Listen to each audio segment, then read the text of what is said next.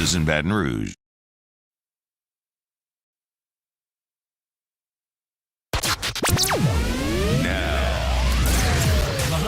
Show. You are now listening to The Hunt Palmer Show, brought to you by Corks, Cajun Fried Fish and Shrimp on 104.5 ESPN Baton Rouge. Locking down the middle of the day. Live from the Mercedes-Benz of Baton Rouge studios. This is Hunt Palmer.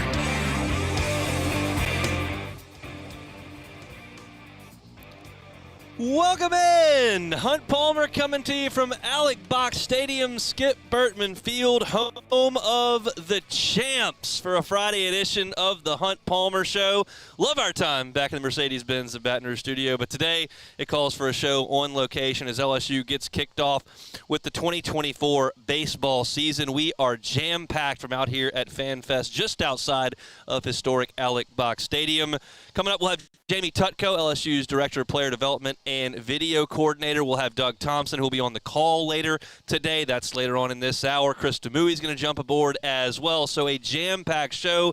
If you were headed out to the box, come see us. FanFest is up and running. There are a few raindrops falling here or there, but I don't see any ponchos out. I don't see any umbrellas up. So folks are enjoying the day and excited to see this Fighting Tiger baseball team take the field against VMI coming up just after 2 o'clock. And we'll be here leading you right up to first pitch. Last this LSU baseball team left you, it was up at Charles Schwab Field in Omaha, Game 3 of the championship series. And leading off that day for the Fighting Tigers of LSU was Cade Beloso, which surprised me when I walked into the stadium. So I figure if the baseball team's going to play the next game, we might as well lead off with Cade Beloso as well. Former Tiger and national champ joins us now on the Jim's Firearms Hotline. Cade, how are you, sir? Man, I'm great. How are you? What's going on? Doing very, very well. There's a lot going on out here at Alec Box Stadium. There's some people pretty excited, thanks to a lot of what y'all did last year. I heard you on the morning show earlier today talking about getting the call to lead off in that game. I promise you I won't hit you with a 97-mile-an-hour fastball, but right. What was your reaction when you got that call from Jay Johnson? Yeah, man, it was definitely a shock to me. He had mentioned it to me in fall ball, but I didn't know when it would happen or whatever. I didn't think it'd be, game 72 for the national championship, but it was super cool, man. It was definitely fun.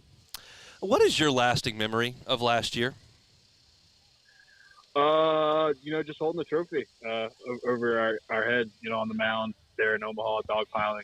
That's everything I think of, when I think of LSU baseball now. It's my last memory, and what a way to go out. It's a great memory, and I reflect on all the good times and good teammates we had. So it was awesome. How close were you to not playing baseball last year? Yeah, it's not as close as everybody makes it seem. It was just for like a 2-day span. I was pissed at baseball because I just blew my knee out.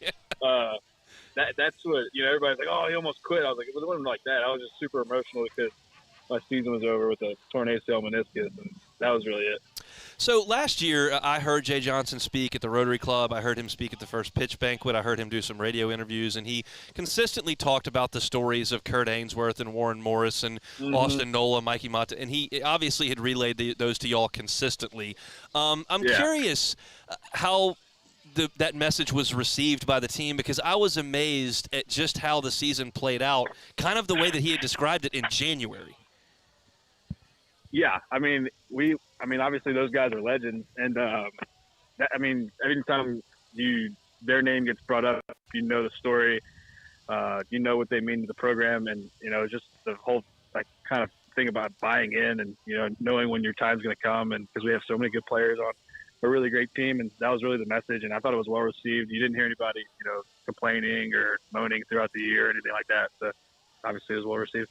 It's obvious by watching the players' interviews and hearing some of the things that Jay has said that Alex Milazzo and Hayden Travinsky have taken the bull by the horns here, and they're the alphas in that room. It's a very talented room, but they're the guys that do most of the talking. You spend a lot of time with those two guys. You leave kind of the program in their hands. How do you feel about that? Oh, what better two guys to leave the program and have them take the reins. They're old, and they've been at LSU a very long time. 5 years now for both of them, and they're both blue collar, gritty players, and great leaders. And I'm so excited to see how well they're leading their team this year. Hopefully to a victory with the national championship in Omaha. So Thatcher Hurd's going to get the ball today. You talked a little bit about him on the morning show, but you spent a season with him. You faced him, obviously, in fall and preseason in workouts. What can you expect as he kind of takes the reins of this pitching staff as the opening day starter? Exciting him to go out there and carve every weekend, give his team a chance to win, that's what you want out of your Friday guy. Put your team in the best spot to win, which he's going to do a great job with that. What do you think the players feel like right now as they're about to start another season? What's it like 2 hours before first pitch as you're kind of getting loose and getting ready to go? Oh, I mean, the vibes are through the roof, man. Everybody's excited. There's no feeling like opening day, especially opening day arm. I know a lot of people talk about that. Your arm feels the best it's going to feel all year. So everybody's excited. Everybody's ready to roll. And, I know they're blasting music in the locker room, getting ready to roll. Chatting with Cade Beloso, former Tiger and national champion, to lead things off here on the Hunt Palmer Show from Alec Box Stadium as we get ready for LSU and VMI. Jay's talked a little bit last week about trying to get guys to rein it in and not try to do too much on opening day. Is that possible? Right. Yeah, it's definitely hard to do. No matter what they tell you, your first at bat, you're not going to be able to feel your legs just because everybody's so excited. And, even though if you played here for, however many years, you still get that anxious feeling on opening day just because, you haven't played in a long time. So everybody's excited. I know you've got a lot of friends that are still on this team. Y'all were trying to reclimb a mountain that LSU had not climbed in 14 years. How do you think this team approaches that situation where it's so fresh of just climbing the entire mountain? I mean, you got to take an approach you always take to it. You're LSU baseball. You're going to get everybody's best shot every game, whether it's a Friday or whether it's a Tuesday or Sunday, no matter what. It doesn't matter if you're national champions. It's just the way the program is. What Coach Skip and what Coach Maneri built and what Coach Jay's, adding on to now is you're going to get everybody's best shot. It's their World Series. So you got to know that and you got to be ready to play every day. We're going to talk to Jamie Tutko here in the next segment and kind of about his behind-the-scenes work with this baseball program. What can you say about him and all the video resources that you all have to get ready to play? Oh, Jamie's the GOAT. I don't know where the program would be without him. He's such a vital part to the program because analytics plays such a big part of baseball now. And, countless times I've walked up to him asking him what he thought on a certain pitcher just based off of the numbers and all that stuff. So, I know Coach Jay says it all the time, but they would be lost without Jamie. When was the last time you watched a game in the seats at Alec Box Stadium? Probably when I was like 10. Well, that would have been maybe. Was that still the new box? I don't remember how old you are. Yeah, that was the new. I'm 23. All right, there we go. Well, I know that you got a prior this afternoon. You're going to tee it high and let it fly, but we'll see you out at the box this weekend.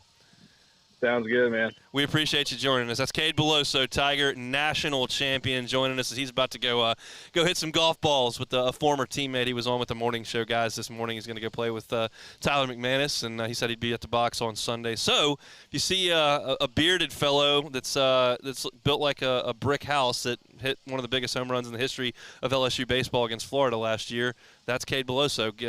Go buy him a beverage when you see him at the box. We appreciate him for making some time with us. I thought it was funny that we were going to lead off with him when he led off last year. I vividly remember walking into Charles Schwab last year. It was me, my dad, my good buddy, and his dad, and we were getting settled and getting our drinks. And I look up at the lineup, and I go, Beloso is leading off?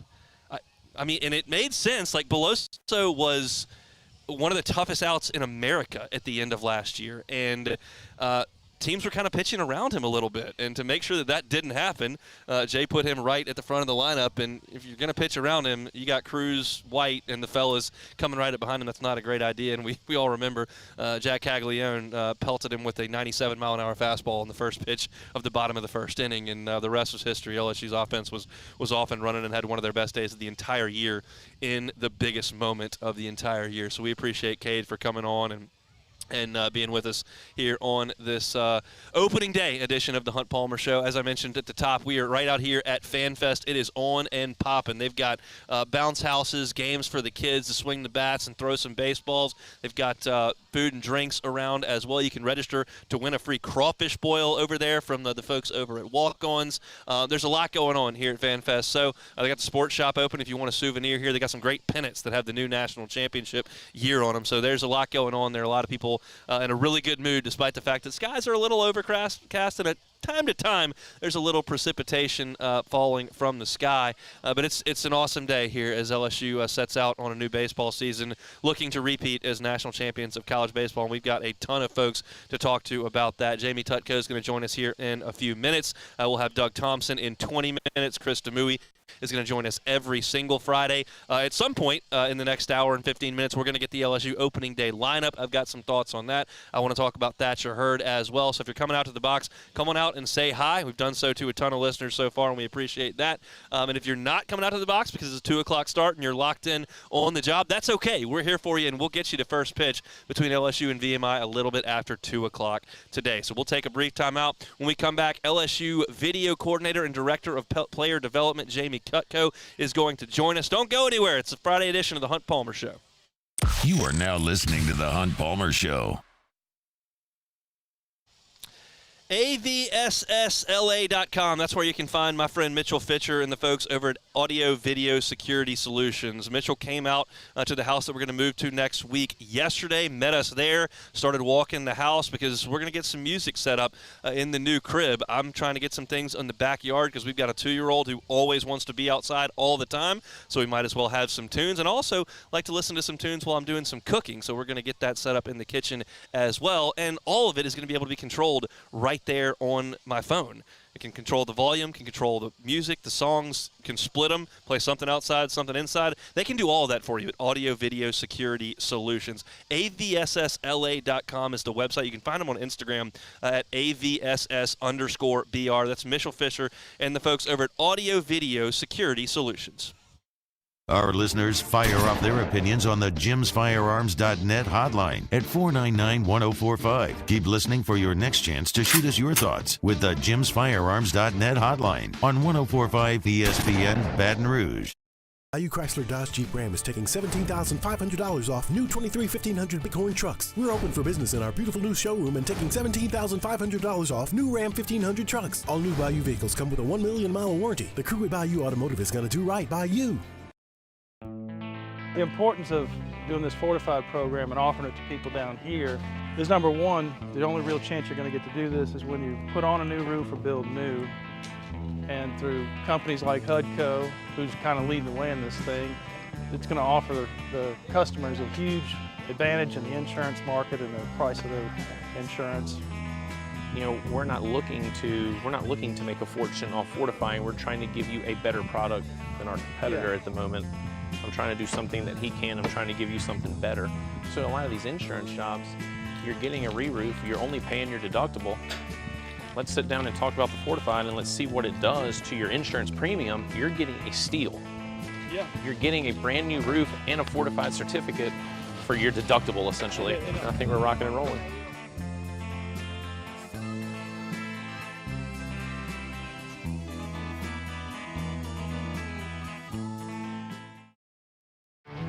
There it is, the extra mile, on the border of expected and extraordinary for those willing to go further, like vans customized for work or play, with safety and tech to keep you connected, supported by a 5-star sales, service, and finance team, and backed by the 1-star you know.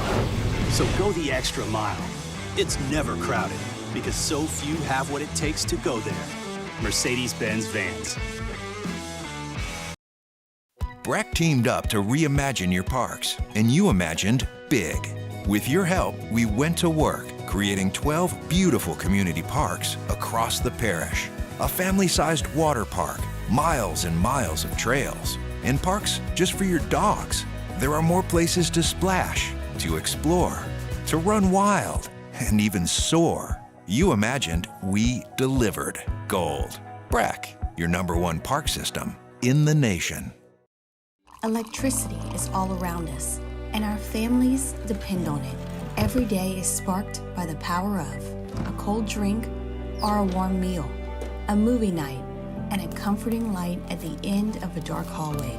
From sunrise to sunset, playtime to bedtime, our team is ready to take care of your electrical needs.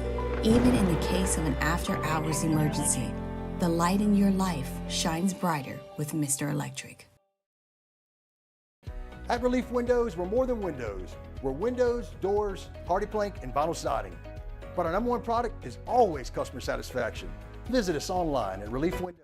Monday edition of Off the Bench. Will T-Bob Hebert be back in studio? Well, we will all find out together, but tune in so you can see T-Bob and Jake recap opening weekend of LSU baseball. Also, we'll talk the latest with LSU football and the New Orleans Saints. Tune in 7 to 10 a.m. here on 104.5 ESPN Baton Rouge.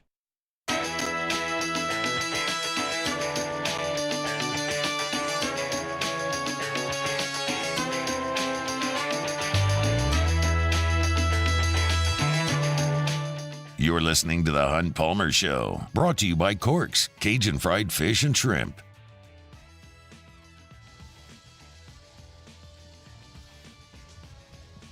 We're out here at Alec Box Stadium inside the fan zone. We're getting ready for LSU and VMI as the 2024 LSU baseball season cranks up in earnest, the first of 56. It's our pleasure now to be joined on our set by LSU's Director of Player Development and Video Coordinator, Jamie Tutko. Happy opening day, Jamie. How are you? Yeah, I'm doing well. Thanks for having me. I read in the bio that you did a little stint in Billings, Montana. I know this isn't the greatest opening day weather I've ever seen, but it's got to be better than Billings, Montana. Well, and so in Billings, Montana, it's the season's actually only during the summer, so it's actually really, really good weather up there.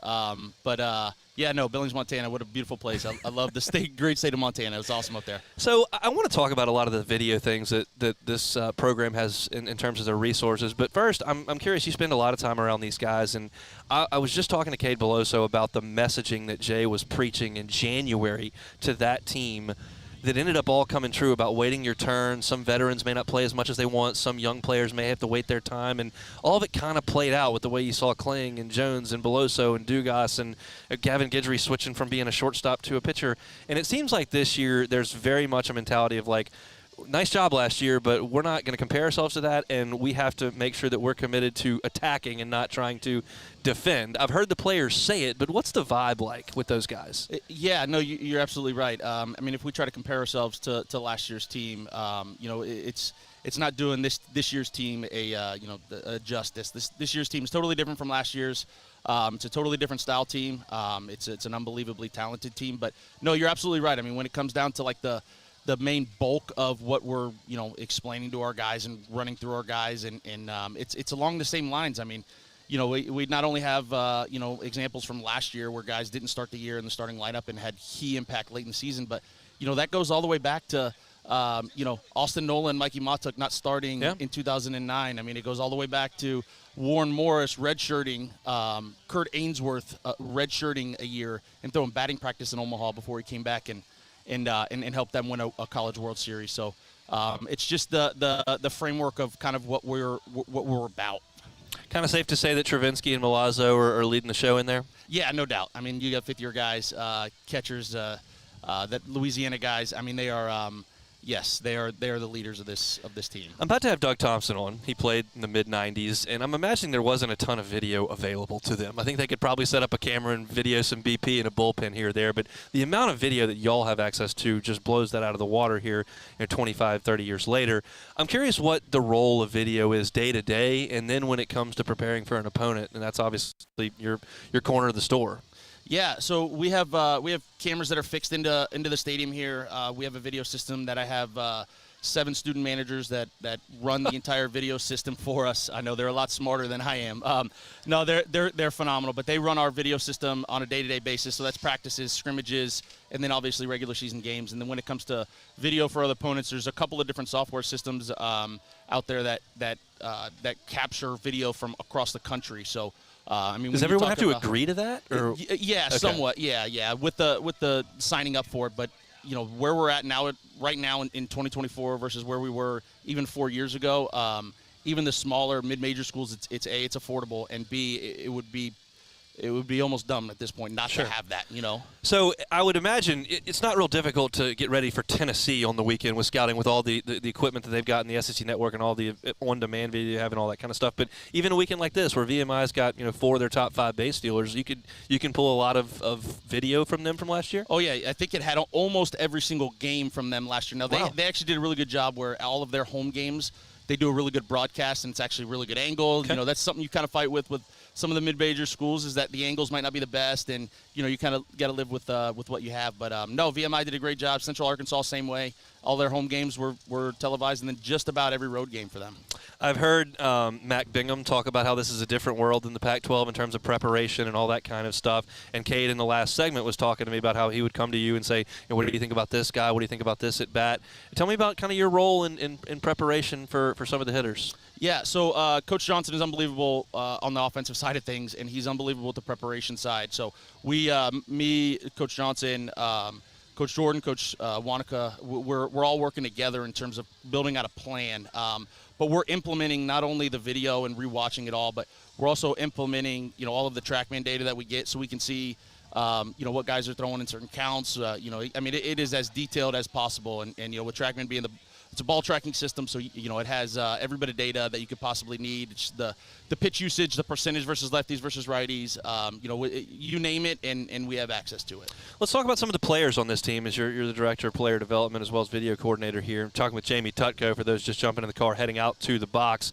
I'm curious about some of the sophomores who weren't necessarily huge pieces late in the season when Dugas and Beloso and Pearson kind of became those dudes. But tell me about Paxton Kling and his development. Paxton is an unbelievable player. The guy's going to play in the big leagues one day. He's going to be starting center fielder in the big leagues one day. He is as toolsy as it gets, and he has been phenomenal this fall and then this spring with all of our inner squads. And the biggest thing that we kind of had to work with him more of was it wasn't necessarily swing decisions outside of the strike zone. It was more inside the strike zone. He was taking a lot of pitches, and we're telling him, hey, go be aggressive. Like, you have unbelievable bat speed, and you can hammer pitches that you're taking right now. So we've seen that development over the last couple of months, and he's really taken off. And you've seen his growth, and I'm so excited to see him continue that growth, moving into 2024.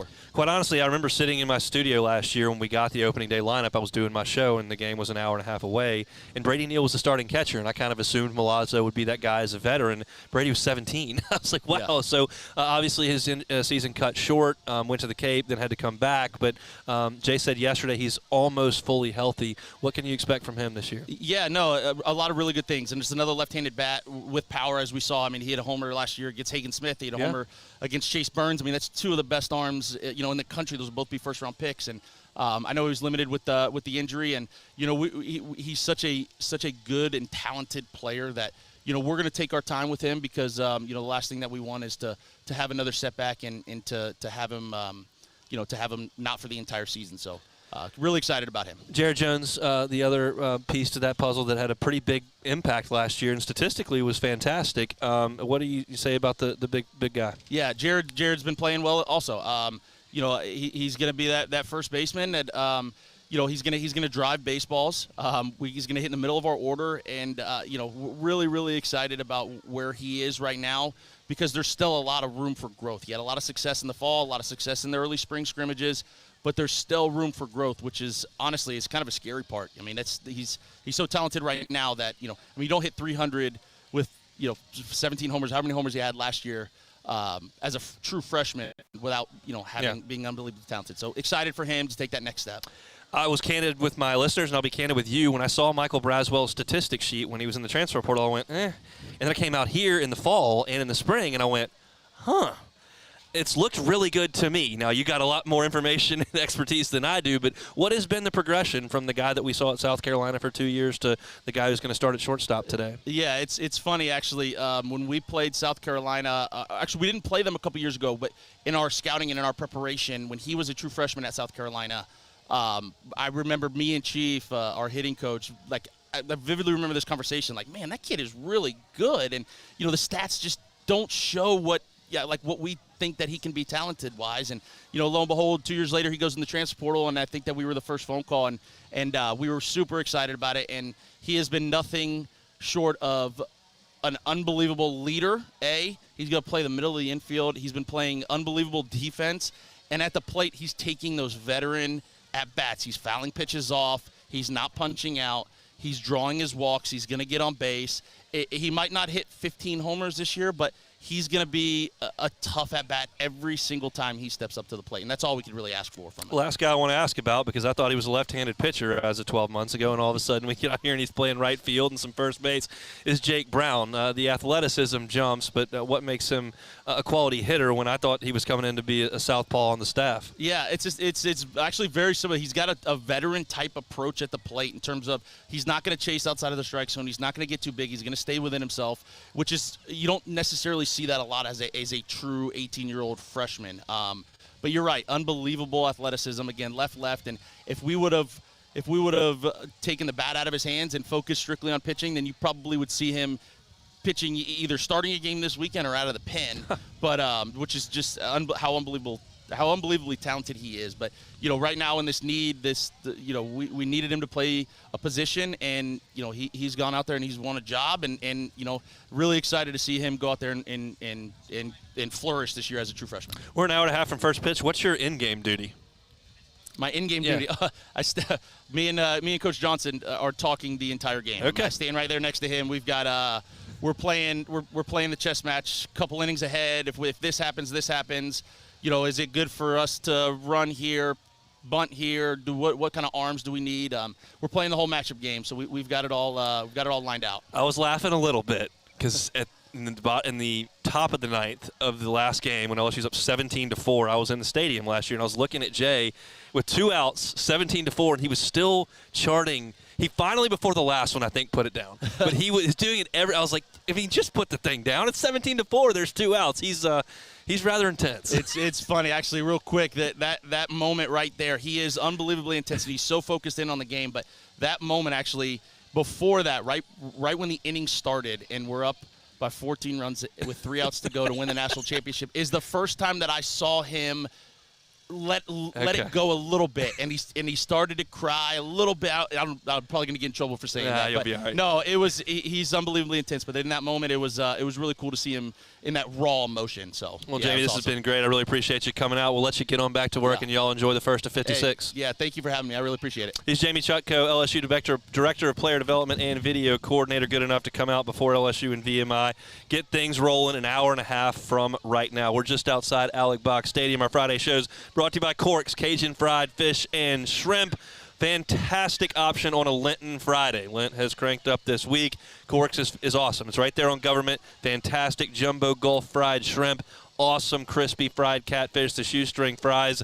Not looking to indulge in the meats today because you're observing Lenten Friday. Corks is a great place to get it rolling. If you're coming out to the box to tailgate this weekend and want some food in bulk, Corks is awesome on the catering side of things. Just let them know what you want. They'll have it ready for you over there on Government Street between Foster and Jefferson. Corks brings you our Friday shows each and every day, every Friday during all year long. This has been 1 year since we started up with Corks, so we appreciate them very, very much. We've had Cade Beloso and Jamie Chutko. Going to drop the mic here, come back after this break, and Doug Thompson will join us. He's on the call today for the LSU Sports Radio Network. You're listening to The Hunt Palmer Show.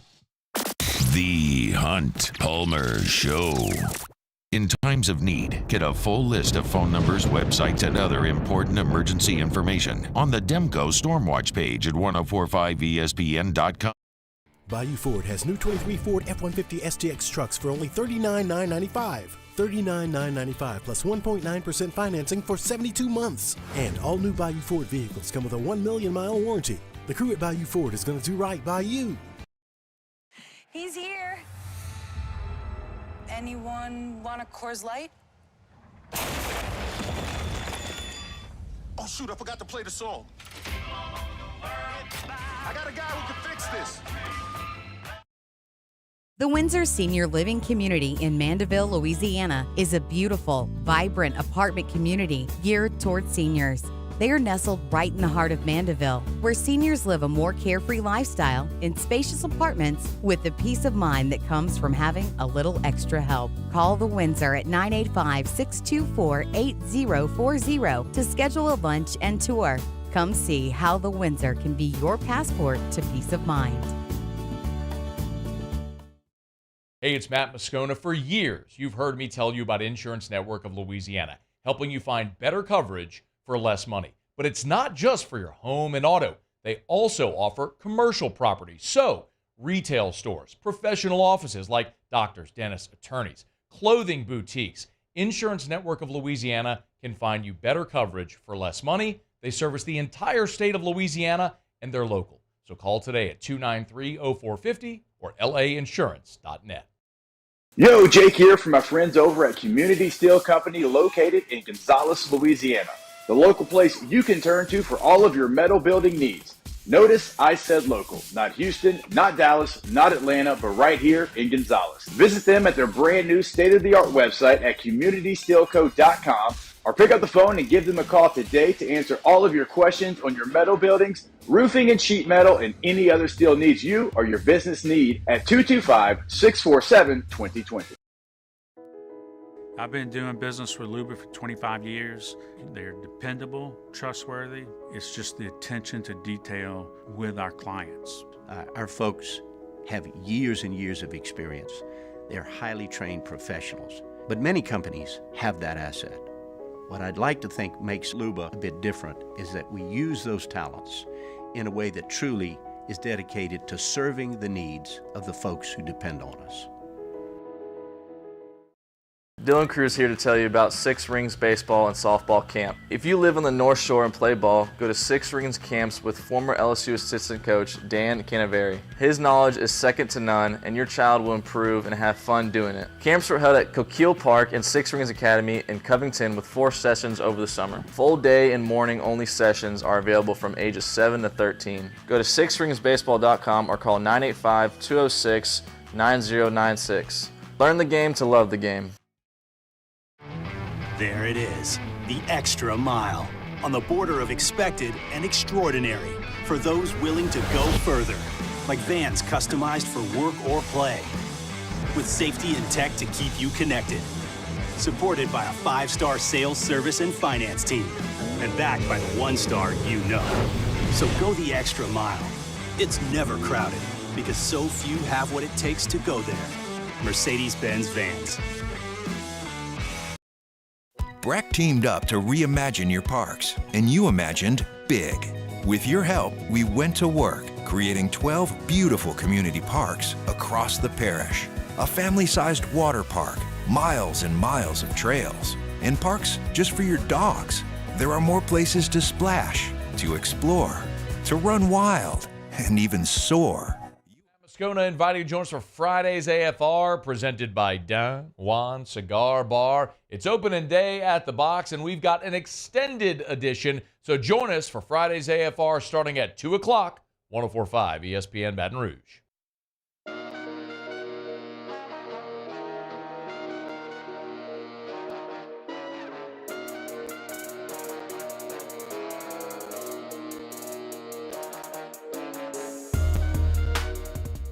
This is the Hunt Palmer Show, brought to you by Corks, Cajun Fried Fish and Shrimp.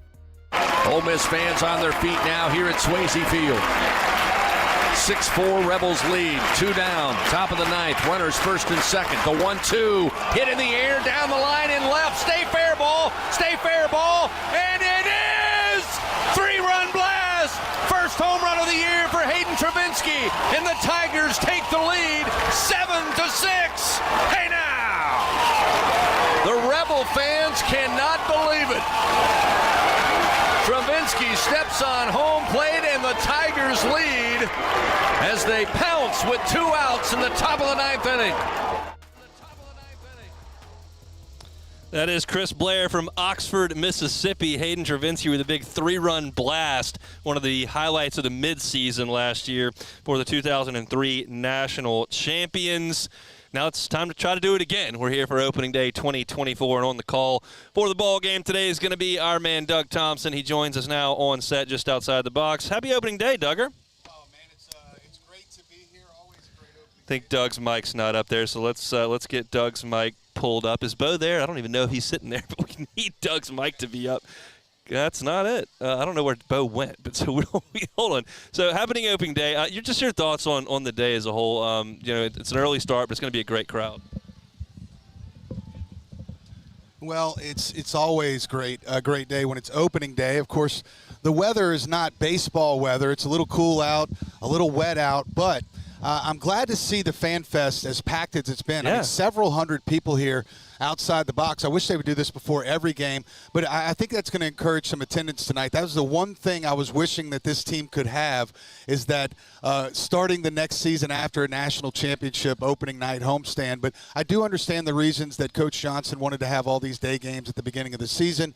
One, to give his Tigers the best chance to play, right? So, for example, today, if 2 o'clock gets pushed back, he has the luxury to push all the way back to 7 o'clock if he needs to. And, of course, in February, 1 o'clock, 2 o'clock is going to be about the warmest it is every day, too. Yeah, I mean, last year on opening day, LSU played at 2 o'clock, and at that night it was like 34. So it's just that's just not pleasant. I'm sure you played in a couple of those 34s. Yeah, not fun to play baseball in that type of weather. And everybody that played for Skip in the 90s had to play for a defending national champ at some point. So what's that mindset? Like, you can try to preach it, and Jay says it all the time, like, we're not defending, we're attacking, but it's they're 17, 18, 19, 20-year-old kids. Sometimes it can be hard to kind of restart the engine.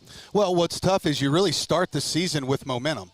You had the most momentum going into the season, and that's where you start. So it's about keeping that momentum out of the gate and trying to start out as strong as you can, stay up in the top of the rankings, because the more momentum and the more winning you do, the more confidence this team will have as a unit, and the more we'll slowly start to forget about what happened last season, and this will become the story. But right now, the story is, how will these Tigers respond to such an incredible season, an incredible ending to last year's season, one of the best of all time?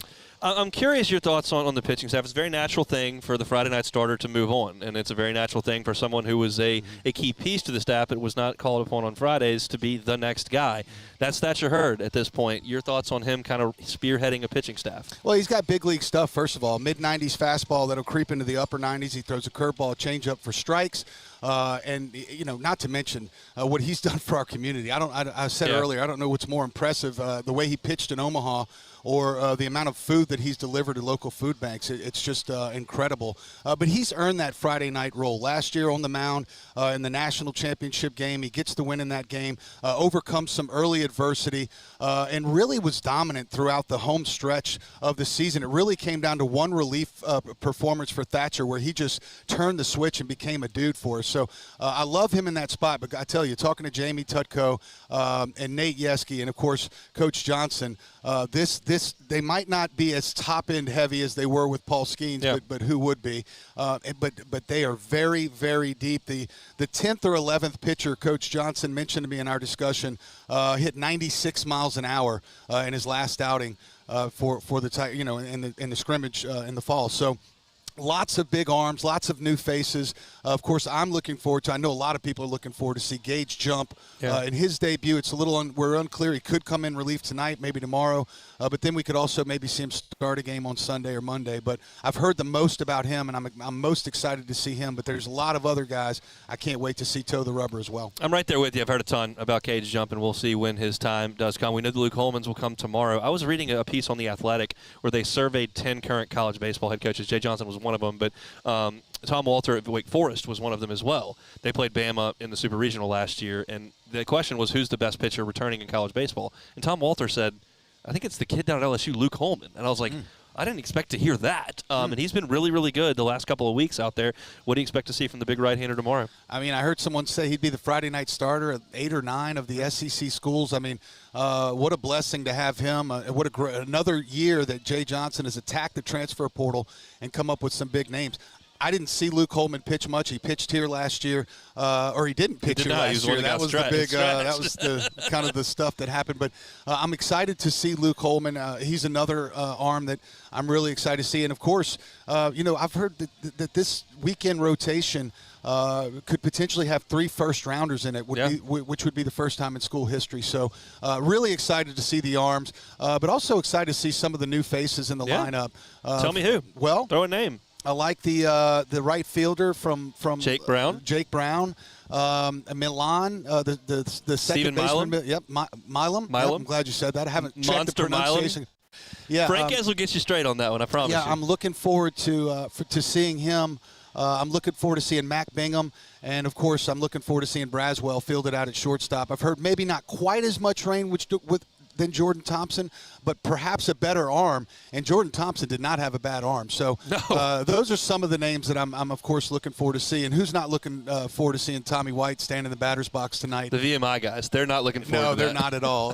Hopefully he has another great season. One of my buddies made a joke about the VMI. They may know how to use some military-type deals, but they don't want to deal with the tanks over there. No. Not this tank.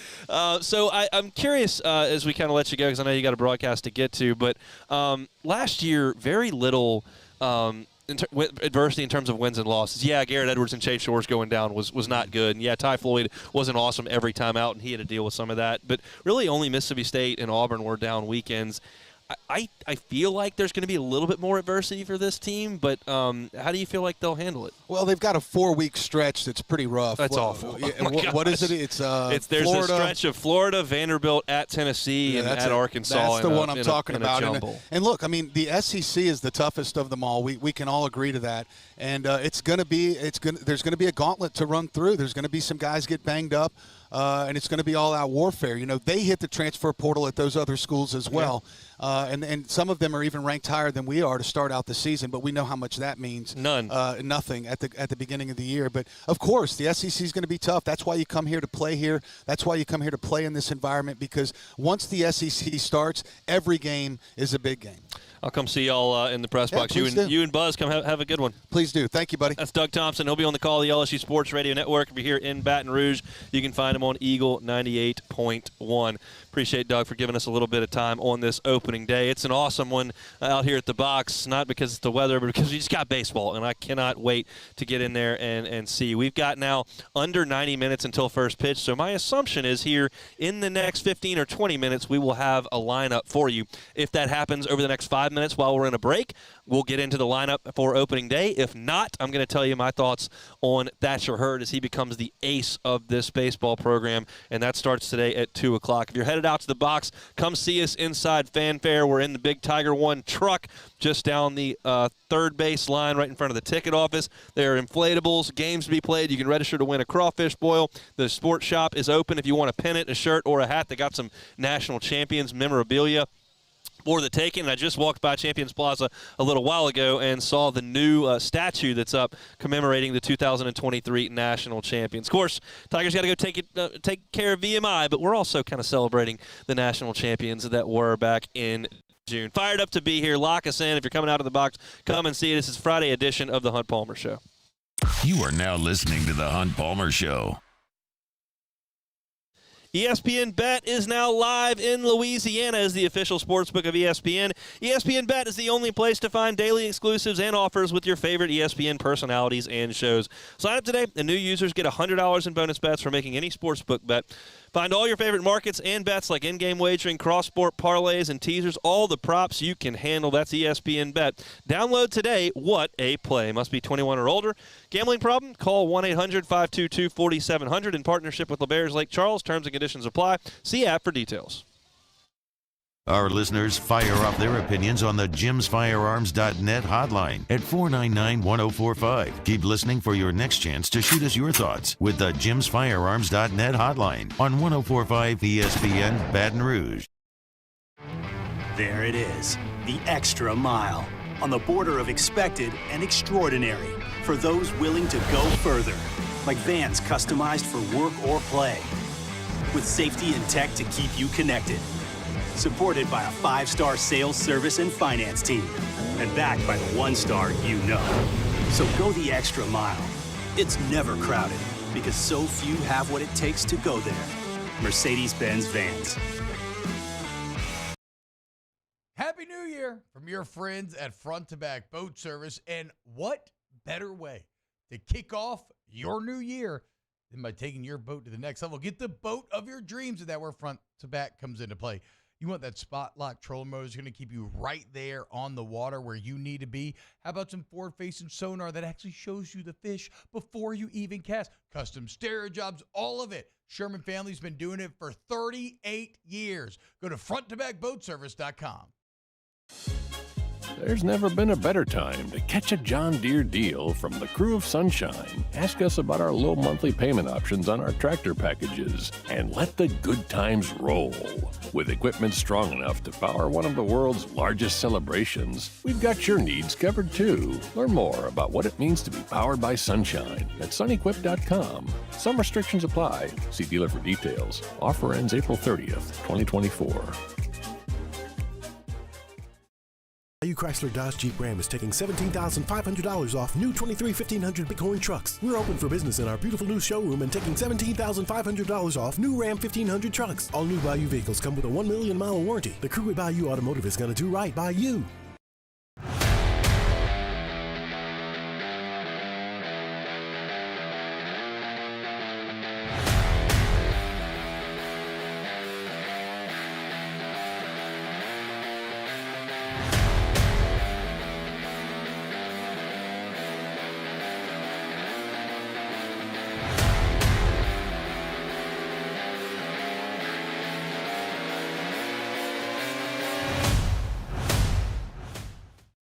Electricity is all around us, and our families depend on it.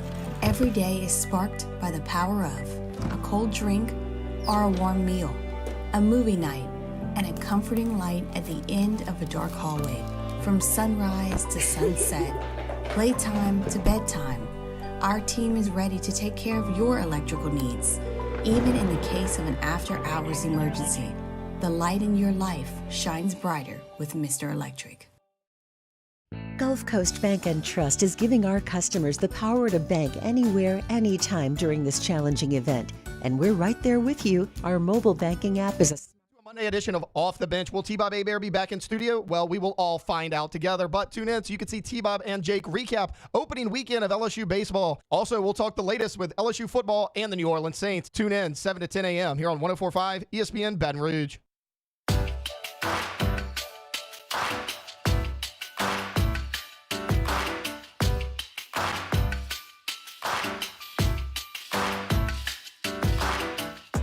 You're listening to the Hunt Palmer Show, brought to you by Corks, Cajun Fried Fish and Shrimp.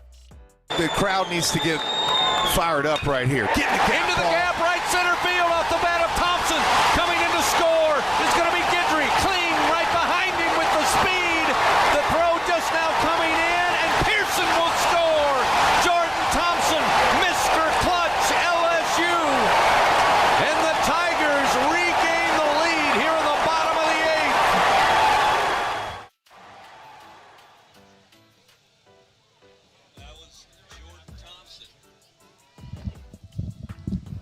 That was Jordan Thompson's big 3-run double to beat Tennessee on a Thursday night in the box. That was, of course, the showdown between Paul Skeens and Chase Dolander. It was a sold-out crowd at the box. It was a tight game, and Thompson broke it open there in the eighth with a huge swing of the bat. Another great moment from the 2023 national title winners. We're giving you those every break that we come back from here on this opening day 2024. I told you in the leading up to the break we were either going to talk Thatcher Hurd, who's the Friday night starter for this team, or the lineup would come out, and in the break, the lineup did come out. So for those of you headed to the box, here's what you will see. I'm very interested in this, by the way. At shortstop, leading off, it'll be Michael Braswell III. The freshman right fielder, Jake Brown, will hit second right in front of the All-American Tommy White, who will play third. Hayden Travinsky is the designated hitter. He will hit fourth behind Tommy White. Josh Pearson is going to play second base today. He'll hit fifth. Jared Jones is the first baseman. He will hit sixth. In left field, batting seventh, it is Mac Bingham, the Arizona transfer. In center field, it is Paxton Kling hitting eighth, and the 9-hole hitter is the catcher Alex Milazzo. Lots to chew on here with this LSU lineup. I'm telling y'all, Michael Braswell has been phenomenal since he got here in August. Every day I come out to scrimmages, he's hitting. He did not at South Carolina. He did not hit for a lot of power at all. He hit 3 home runs in 2 years. He did not hit for a lot of extra base hits. He only had 24. And if you were listening to yesterday's show, I predicted that Braswell would have more extra base hits this year than he did in 2 years at South Carolina. I was down on that as a transfer ad. That has not been the case since he got here, and that happens sometimes. Sometimes folks aren't ready to be an everyday player as a freshman, but he was out there for South Carolina. He was in the middle last year of one of the better lineups in college baseball midway through. You remember when LSU went to Columbia, South Carolina last year, South Carolina outplayed LSU. Now, Skeens had to sit because of weather, and that was a factor, but South Carolina had already ambushed him for an early home run by Petrie, and they won that game convincingly after the rain delay, and LSU had to go to the back end of the bullpen there. Then they got a huge lead on LSU in Game 2 of that series. It was on Easter weekend. I was up in Shreveport with my family, and LSU found a way to fight and scratch and claw all the way back. Dugas hit a grand slam, and Gavin Guidry clawed back. But South Carolina was very good last year for a long portion of time, and Michael Braswell was an everyday starter for them. He will start in the leadoff spot today, and I think that's fantastic. I think he's going to get on base a lot. I've mentioned a lot over the last couple of weeks how much his walk rate has improved year over year at South Carolina, so I like that.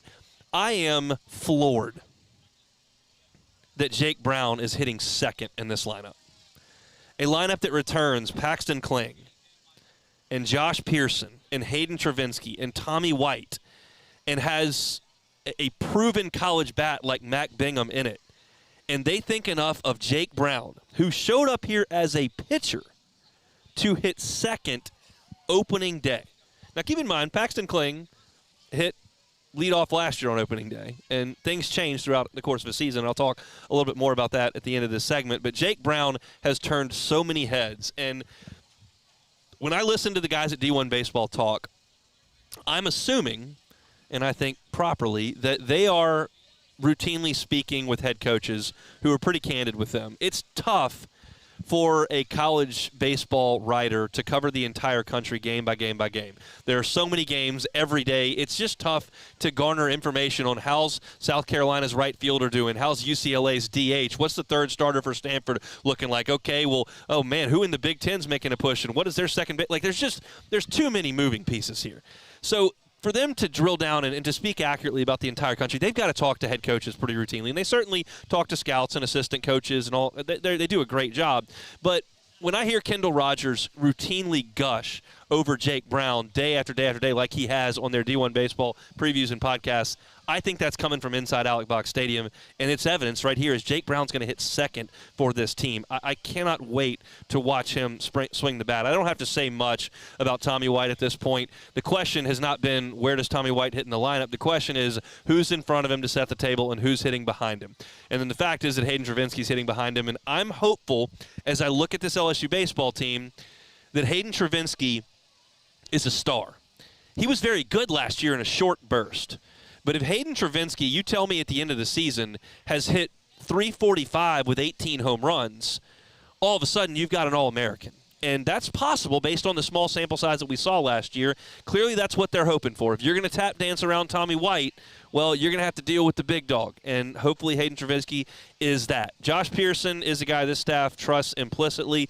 He'll play second base. The question I've had, and if you listened to my show yesterday, can he play defense at second? We'll maybe learn a little bit about that today. I just haven't seen a lot of that. I trust the staff to evaluate the entire fall and certainly a little bit here into the spring to see what that looks like. And if they thought it was not tenable, they wouldn't do it. So I'm hopeful that that's the case there, but he's going to be in there at second base. Jared Jones adds a little bit more pop there as he's hitting there in the sixth hole. Paxton Kling down in the lineup. This is a guy, I think, that's maybe setting the table for the back end of the top half of the lineup. I'll paint this picture for you as Paxton Kling hits eighth. That's a guy that they hope to get on base a lot, and Alex Milazzo hit right behind him. That's a guy they're very comfortable with laying down bunts. And if Milazzo can get Kling into scoring position or over to third base, all of a sudden you turn it over. You got Braswell, you got Brown, you got Tommy White. I think that's kind of what they're thinking. That's a low-stress spot for Paxton Kling down there in the 8 hole. Hopefully he gets some fastballs, and hopefully he can do some damage. I'll tell you this as we kind of wrap on the lineup, and for those that are missing, I'll run through it one more time. Braswell, Brown, White, 1, 2, 3. Travinski, Pearson, Jones, 4, 5, 6. Bingham, Kling, Milazzo, 7, 8, 9. Keep in mind, things drastically change over the course of 4 months. When you're talking about Chad Jones being the DH for the 2009 team on opening night, you realize how quickly that changed. He was a relief pitcher by the time they got to the back half of SEC play. Last year, in the opening day lineup, no Gavin Dugas, no Cade Beloso. Oh, wow, how things can change. So Gavin Guidry last year at this time was a guy who was a backup middle infielder. He became the closer. So this is how things have looked in the fall and early in the spring. This is a group that the staff feels very comfortable with. And I'll tell you this, over the course of the next 2 days, 3 days actually, because they're going to play on Monday, I fully expect to see Stephen Milam in there for some at-bats. I absolutely expect that. I would absolutely expect to see Brady Neal in there for some at-bats. There's very little question about that for me. So you're going to see some other guys in the lineup, but what this tells me is that some of the things we've heard and that we've talked about on the show are true. Braswell is really impressed. Brown has shocked people. They think Pearson can play second base. And I think we'll talk about VMI a little bit in the second hour. I know that most people don't know anything at all about VMI. They led the nation in steals last year, and 4 of their top 5 steals guys, 4 guys that stole 25-plus bases are back on this team. They had a losing record, but they ran like crazy. So I would imagine Alex Milazzo is going to start today and on Sunday. That makes a lot of sense because he's the best catch-and-throw guy that LSU has, and I think that you're going to see him pitch a catch against VMI because they're going to be aggressive on the bases. We're about an hour away from first pitch here at the box. We are getting you ready for it here from just outside Alex Box Stadium on a Friday edition of the Hunt Palmer Show, brought to you by Corks. If you missed any of the first hour, you can catch it on demand, 1045ESPN.com's on-demand tab, Apple Podcast, Spotify, Google, wherever you find your podcast on demand. You can also find our sound. You can search Hunt Palmer Show. It should pop up. Like, subscribe, rate, review. And you can always find us on YouTube, and we are live on YouTube today. So those of us y'all that are hanging out in the Bayou Ford chat, very much appreciate you for doing so as we come to you from Alex Box Stadium on this opening day. That's the lineup. We still have plenty to get to in hour number 2. I'll preview VMI a little bit, talk about Thatcher Hurd. We'll talk to Chris Demouy coming up at the top of the hour. So plenty to get to. If you're coming out to the box, come see us. We're right here in the fan zone down the third base line right in front of the ticket office. The crowd's going to be good. It's filling in, and the sun might be peeking out here a little bit, which is very exciting. So come on out and see us at Alex Box Stadium. You're listening to The Hunt Palmer Show.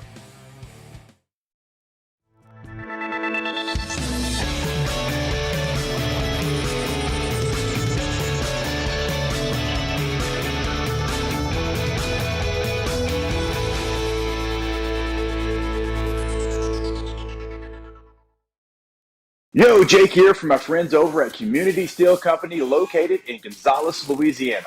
The local place you can turn to for all of your metal building needs.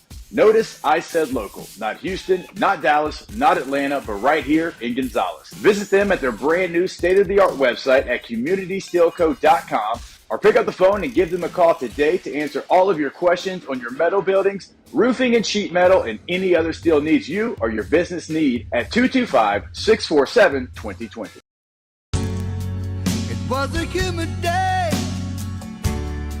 barefoot children play, looking for that summer shade, time just slips away. Oh, Louisiana, some kind of hold on me, like cypress stumps, your roots are planted deep inside of me.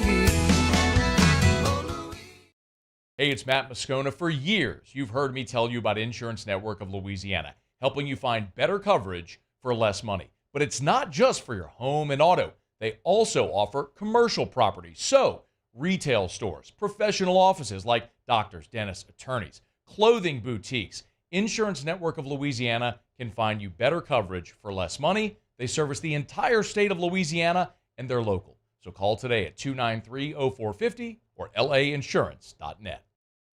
Bayou Ford has new 23 Ford F-150 STX trucks for only $39,995. $39,995 plus 1.9% financing for 72 months. And all new Bayou Ford vehicles come with a 1 million mile warranty. The crew at Bayou Ford is going to do right by you. I've been doing business with Luba for 25 years. They're dependable, trustworthy. It's just the attention to detail with our clients. Our folks have years and years of experience. They're highly trained professionals. But many companies have that asset. What I'd like to think makes Luba a bit different is that we use those talents in a way that truly is dedicated to serving the needs of the folks who depend on us. Dylan Cruz here to tell you about Six Rings Baseball and Softball Camp. If you live on the North Shore and play ball, go to Six Rings Camps with former LSU assistant coach Dan Canaveri. His knowledge is second to none, and your child will improve and have fun doing it. Camps were held at Coquille Park and Six Rings Academy in Covington with 4 sessions over the summer. Full day and morning only sessions are available from ages 7 to 13. Go to sixringsbaseball.com or call 985-206-9096. Learn the game to love the game. There it is, the extra mile, on the border of expected and extraordinary for those willing to go further, like vans customized for work or play, with safety and tech to keep you connected, supported by a 5-star sales, service, and finance team, and backed by the 1-star you know. So go the extra mile. It's never crowded, because so few have what it takes to go there. Mercedes-Benz Vans. Breck teamed up to reimagine your parks, and you imagined big. We're just getting started. Nothing stops this train. Nothing. Get used to the mantra, all gas, no brake, no brake, no brake. From the headquarters of ESPN in Bristol, Connecticut, this is Carlin versus Joe on ESPN Radio. Ladies and gentlemen, may I direct your attention to something quite extraordinary? Now, the Hunt Palmer Show. The Hunt Palmer Show on 104.5 ESPN Baton Rouge. Brought to you by Cork's Cajun Fried Fish and Shrimp. Live from the Mercedes-Benz of Baton Rouge studios. This is Hunt Palmer.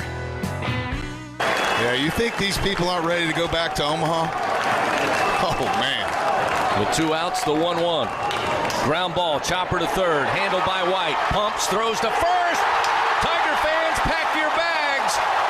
LSU is headed to Omaha. Tigers win 8-3.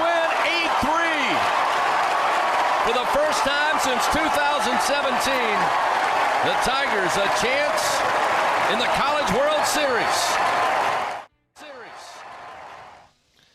Chris Blair's called the final out in Alex Box Stadium last year's Super Regional win over Kentucky. Tigers swept that one 2-0 and moved on to Omaha, where we know they finished the deal and won the 7th national championship in program history. That one will make your hair stand up a little bit. That was such a special night in the box. I still have the video on my phone of Dylan Cruz final at bat where he rips a triple down the left field line and just unbelievable double down the left field line. Just an unbelievable scene at the box, and it was something that team was expected to do, quite frankly, and they got it done. So great call there by the voice of the Tigers, Chris Blair, and a great memory for a lot of folks who will be filing into Alex Box Stadium a little bit later today. We are just outside the box here, right outside the ticket office at FanFest, and really good crowd that's run through here, and I think it's going to be a good crowd at the box. That crowd will be watching Thatcher Hurd throw out the first pitch of the season for LSU. And I want to take a little time to talk about Thatcher Hurd here in the first segment because I'm excited about this opportunity for him, and I'm optimistic about what he can be in this pitching staff. Last year, Thatcher Hurd had a long and winding road. I said early on that the key to the LSU season was going to be the development of Thatcher Hurd, because I loved the offense and knew they were going to hit. There was very little chance that a lineup comprised of Cruz and Morgan and White and Dugas and those guys, even before you knew what Beloso was going to be, that lineup was going to hit. Thompson was going to hit. Like, they were going to be a good offense. And I felt like pretty quickly that Paul Skeens was going to be an ace. I didn't think he was going to be that. And anybody that says they expected that, I think needs a lie detector test. But having that second guy, I thought was going to be the key for LSU. And they really never quite developed it. Floyd was pretty good. He had some good outings. He had some bad outings. And we know that he lifted them halfway to a championship last year with 17 strikeouts in Game 1. But that's not the Ty Floyd you got all year long. But I thought that was going to be Thatcher Hurd. I thought Thatcher Hurd was going to slide in, right behind Paul Skeens, and give LSU a dominant 1-2 punch. Because Thatcher Hurd was one of the top high school pitchers in the nation. He signed with UCLA. He got into their weekend rotation pretty quickly, and then he got hurt and had the back issue. And so you come out here and watch him in the fall. He doesn't do very much, and they're helping him along in the spring. But I thought eventually he was going to be the dude behind Skeens. And he goes out there in Austin, Texas, and does a good job against that Texas team in as big a midweek game, I guess, as LSU played last year on the road at Texas, who had been to Omaha the year before that. That day he threw 4 2/3, did not allow a run, only 3 hits, and he struck out 4 batters that day. Then he had a little run there against Butler and Samford in the midweek where he struck out 18 over 11 innings. And I'm going, okay, he's kind of found it. He's found the groove. He's had 18 strikeouts and 3 walks in those 2 midweeks. And I'm less concerned about the raw stats against Butler and Samford and more like, okay, he's throwing 95. He's breaking off breaking balls when he wants to. He's throwing the ball over the plate. This is the guy that LSU needs. And then you send him out there on the weekends. And the one that stung the most was not Arkansas, where he wasn't very good. In 2 innings, he gave up 4 runs. But it was the next week in Game 3 against Tennessee when LSU was facing the Vols, and they'd won the first 2 games. Skeens beat Dollander with a Jordan Thompson double, and LSU beat Chase Burns the next day. And you come out, and, okay, it's time to sweep the Vols in the most high-profile series of the season. And Thatcher Hurd went out there and did not get an out. He did not record an out. He gave up 6 earned runs on 4 hits before he got an out. And that was a huge hiccup. And he eventually got moved out of the weekend rotation and went to the bullpen. And then he did some good things in the bullpen. And the best bullpen outing that he had was in the final regular season series of the year against Georgia. Late in that game, the LSU's trying to fight for that 19th conference win to do what we think is lock in a national seed. And he went 5 innings against Georgia that day into the extra innings in Athens. And he did give up a couple of runs, but he got LSU to the finish line, and LSU was able to win that game in Athens. Now, this is what you remember from Thatcher Hurd. You remember Floyd leaving the game in the regional against Oregon State in the marble game. And when they come back, you got to have Thatcher Hurd go. And against Oregon State, he struck out 12 guys in 5 innings, spinning that breaking ball time and time and time again and punching out that Beaver lineup. It was awesome. And, of course, you all remember that he was the guy who got the baseball against Florida in the national final. He gives up. The leadoff runner gets on, then Langford hits it across the street for a 2-run homer, and now LSU's down 2-0. And after that, he settled in, and he did not give up a hit for 6 innings. And that's what you remember about Thatcher Hurd. And that was a phenomenal outing. It was not, however, his most impressive outing of the season to me. It was not the Oregon State outing. It was not the Florida outing. And there may be some of you that know exactly what I'm talking about. There may be some of you that are going, what are you talking about? He started Game 3 of the National Championship Series. That's the best stage you can be on. He was great. LSU doesn't get to that game if Thatcher Hurd doesn't throw 3 shutout innings in relief of Paul Skeens in the Tommy White walk-off game. Skeens' pitch count got way elevated. He had to come out of the game after I think 9 innings. It was either 8 or 9 innings. Not important. Then they went to Hurd. And if Hurd gives up a run, LSU's season might be over. Now, they get to hit on the other side, but their season might be over. That lineup is terrifying. They got Brock Wilton, Nick Kurtz. They got Cordova. They were great. And they did hit a couple balls hard off of him. There was a fly ball that went all the way to the warning track that Pearson caught and left. There was a line drive that Cruz ran down. But he pitched 3 innings in the biggest leverage situation of the year. Because if you give up a run there and the season's over, he gives up another run in the first inning against Florida. You've got 8 innings to figure this out. This is it if he doesn't get it done against Wake Forest, and he did it. So the point of this is Thatcher Hurd has seen the biggest moments you can see. He's seen regional game 2, where you've got to win that game to get to the winner's bracket and win that regional. He's seen elimination time in the College World Series, where you've got to get it done. And he did. And then he was out there in the biggest stage in the sport with Game 3 of the National Championship Series. So he's seen it all, and he's got the stuff. He's throwing harder. This pitch lab that LSU's got gives these guys some very real data and things to work on to gain velocity. We saw Paul Skeens' massive uptick in velocity when he got to LSU. At Air Force, he was mainly 94, 95, and at LSU, he was routinely hitting 100. Thatcher Hurd will probably hit 96 today, 97 today. It's chilly out, and it's the first game, but he'll probably hit that, and he'll certainly hit that at times this year. I think he'll pitch at about 93, 94. And the spin rate on the breaking ball is phenomenal. It's not a matter of can he do it in the biggest spot. It's not a matter of what's the stuff like.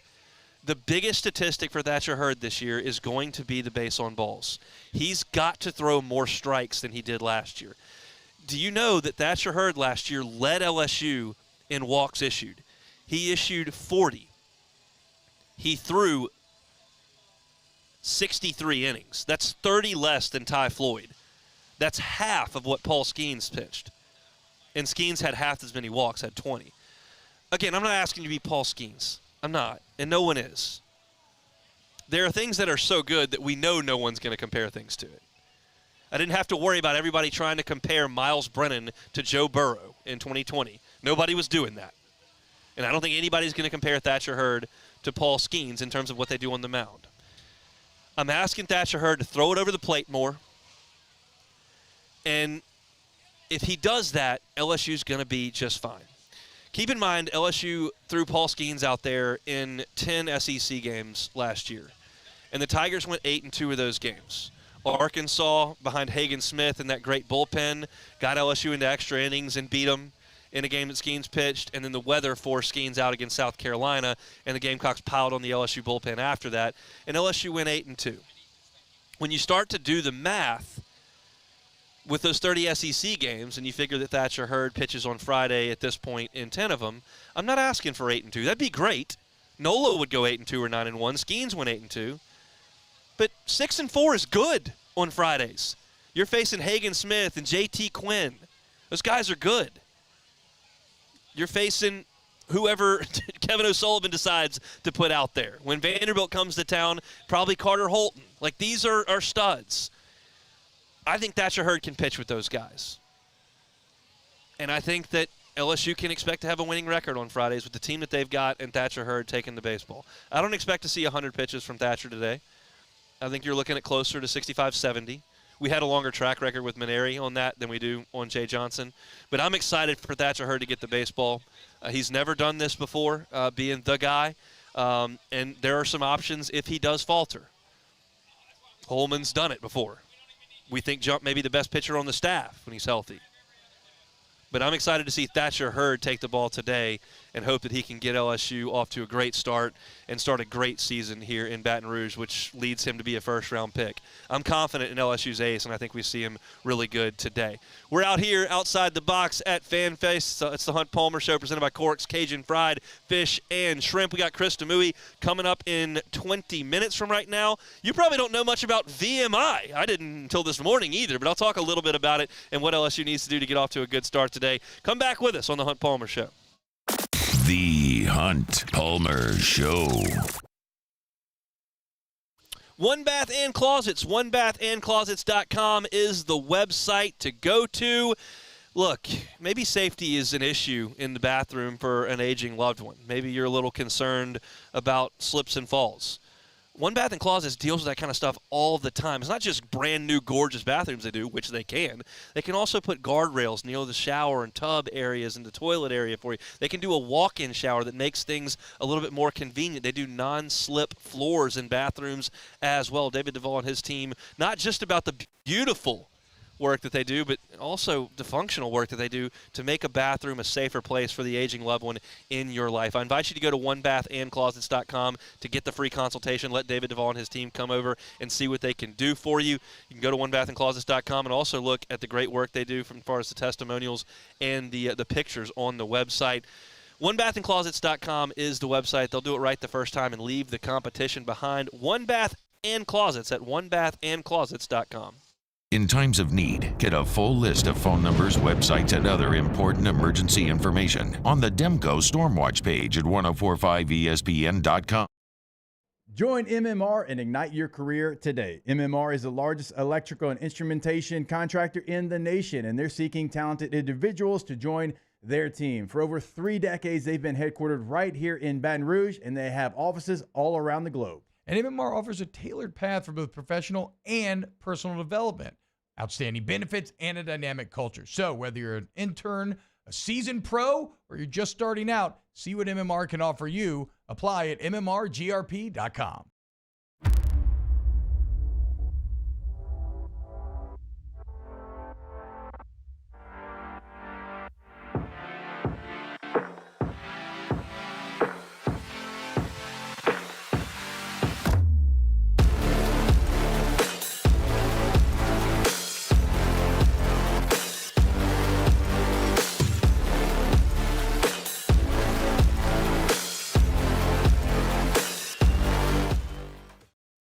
Electricity is all around us, and our families depend on it. Every day is sparked by the power of a cold drink or a warm meal, a movie night, and a comforting light at the end of a dark hallway.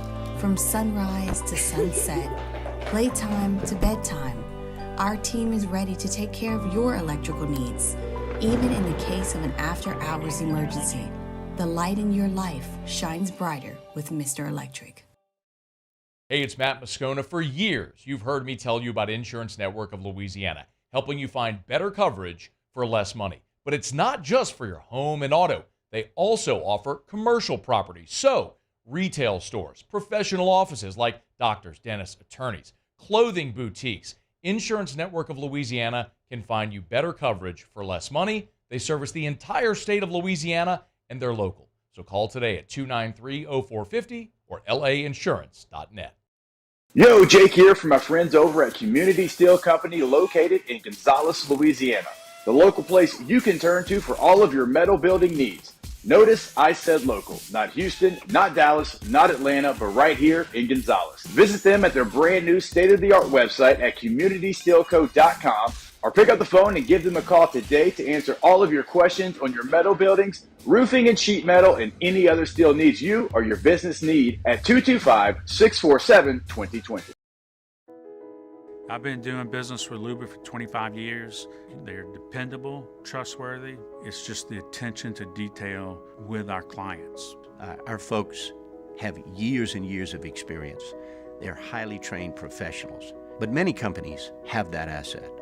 What I'd like to think makes Luba a bit different is that we use those talents in a way that truly is dedicated to Moscona inviting you to join us for Friday's AFR, presented by Don Juan Cigar Bar. It's opening day at the box, and we've got an extended edition. So join us for Friday's AFR starting at 2 o'clock, 104.5 ESPN Baton Rouge.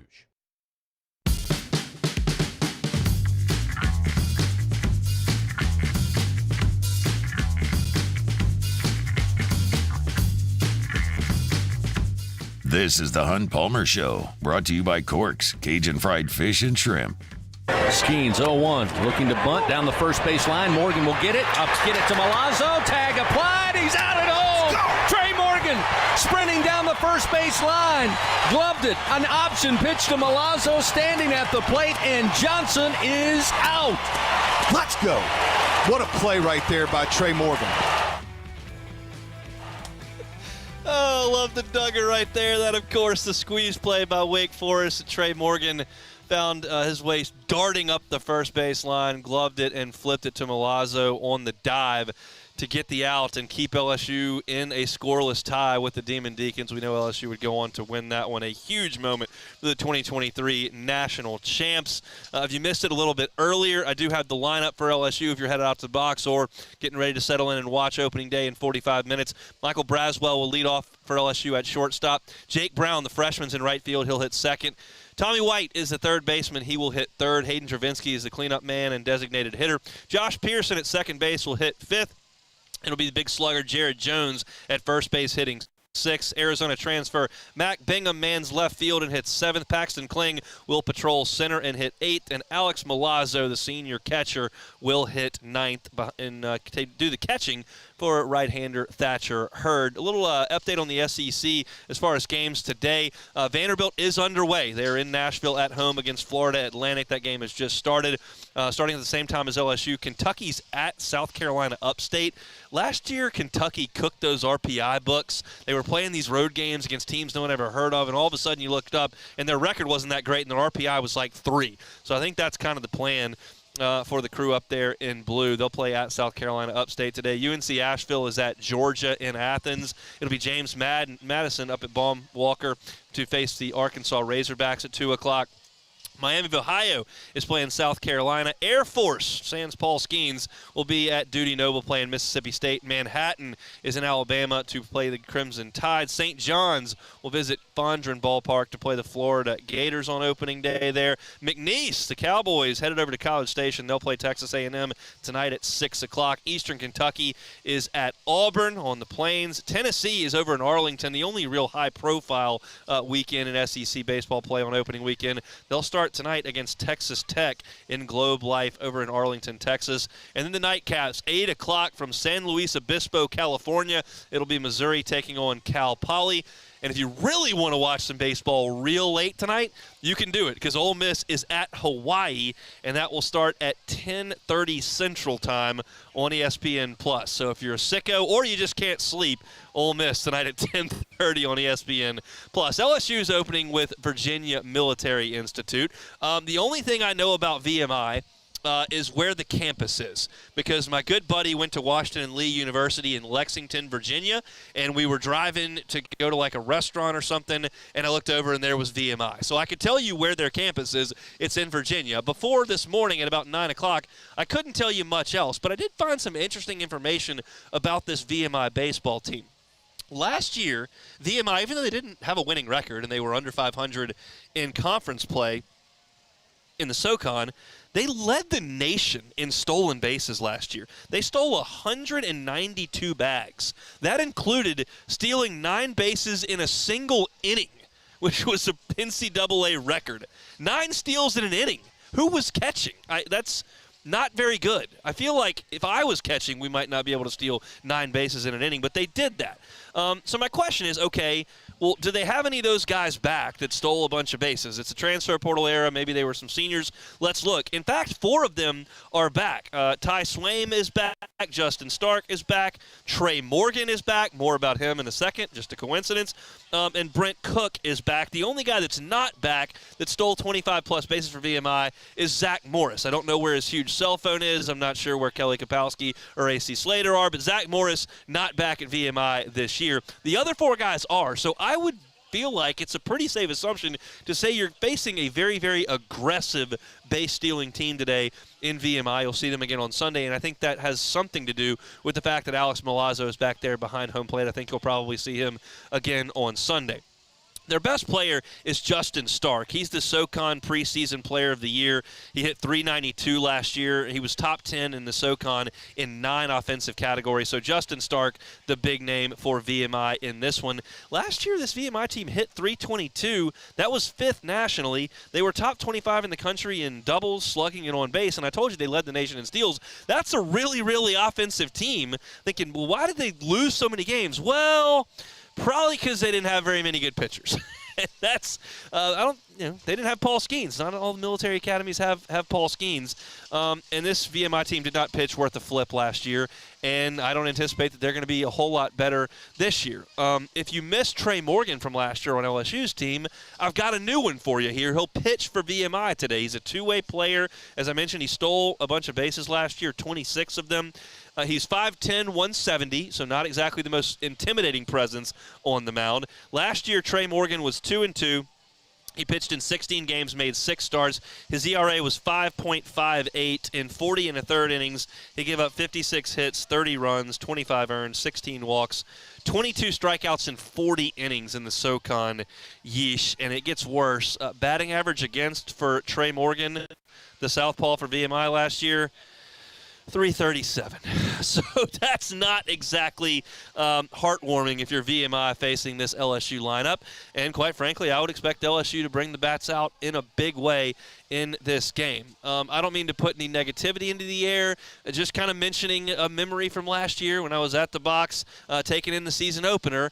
The first inning was not all that much fun because Paul Skeens went out there and was fantastic, and then LSU got a couple of base runners, and Tommy White hit an RBI single, and then they threw a pickoff move, and Tommy White slid into first base and jammed his shoulder out of place and came off the field holding it down by his side, and I figured he was out for the year, and I was devastated one inning into the season. Let's hope things get off to a little bit more promising start today here out at Alex Box Stadium. It's LSU and VMI. We're having a blast out here at outside Championship Plaza, right by the ticket office outside the third base line of Alex Box Stadium. It's been a great crowd here since I showed up, which is at about 11 o'clock. It's been an awesome crowd, and the weather is actually kind of broken. For those who are listening from out of the area or cooped up in an office somewhere on this Friday afternoon, it's been overcast all day, and there was some precipitation, very light precipitation at that earlier today.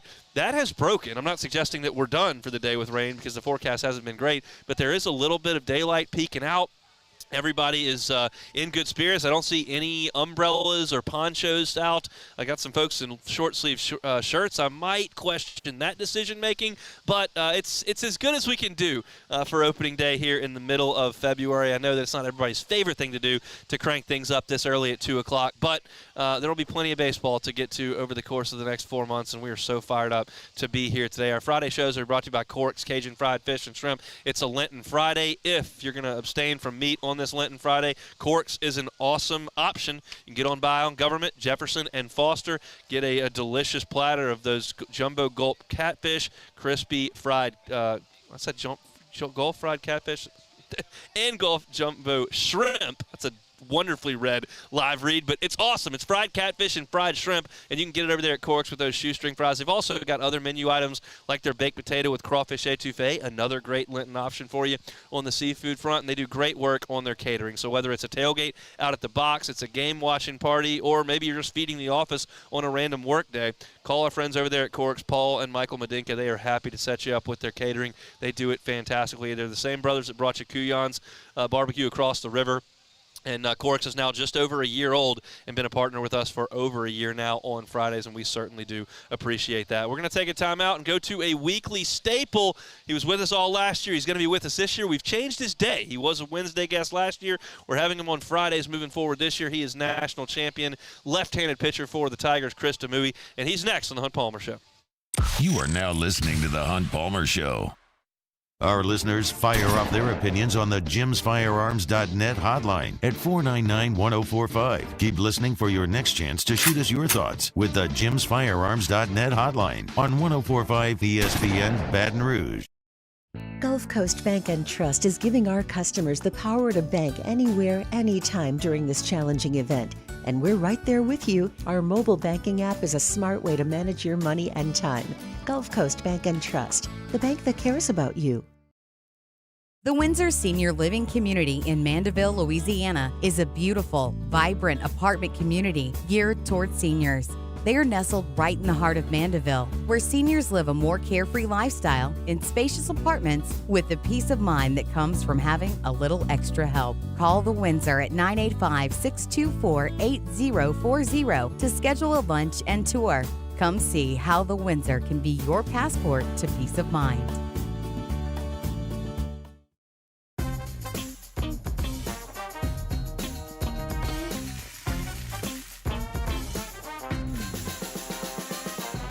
The best kept secret in town is out. Discover Tallulah at the Renaissance Hotel on Bluebonnet. There it is, the extra mile, on the border of expected and extraordinary for those willing to go further, like vans customized for work or play, with safety and tech to keep you connected. Supported by a 5-star sales, service, and finance team, and backed by the 1-star you know. So go the extra mile. It's never crowded because so few have what it takes to go there. Mercedes-Benz Vans.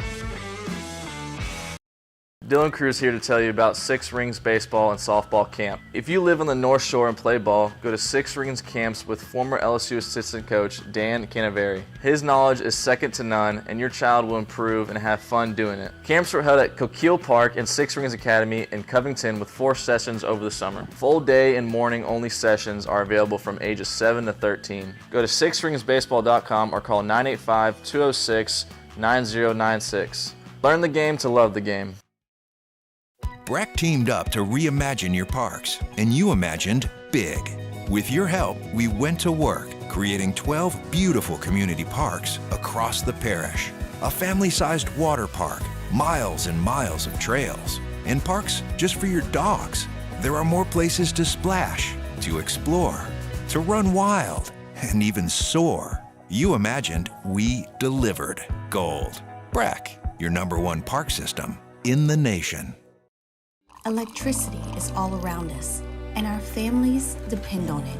Every day is sparked by the power of a cold drink or a warm meal, a movie night, and a comforting light at the end of a dark hallway.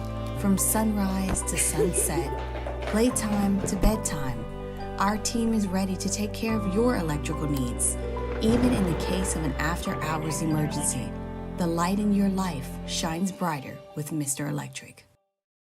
Hey, it's Matt Moscona. For years, you've heard me tell you about Insurance Network of Louisiana, helping you find better coverage for less money. But it's not just for your home and auto. They also offer commercial property. So, retail stores, professional offices like doctors, dentists, attorneys, clothing boutiques. Insurance Network of Louisiana can find you better coverage for less money. They service the entire state of Louisiana, and they're local. So call today at 293-0450 or lainsurance.net.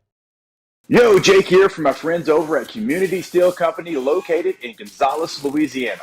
The local place you can turn to for all of your metal building needs. Notice I said local, not Houston, not Dallas, not Atlanta, but right here in Gonzales. Visit them at their brand new state-of-the-art website at communitysteelco.com or pick up the phone and give them a call today to answer all of your questions on your metal buildings.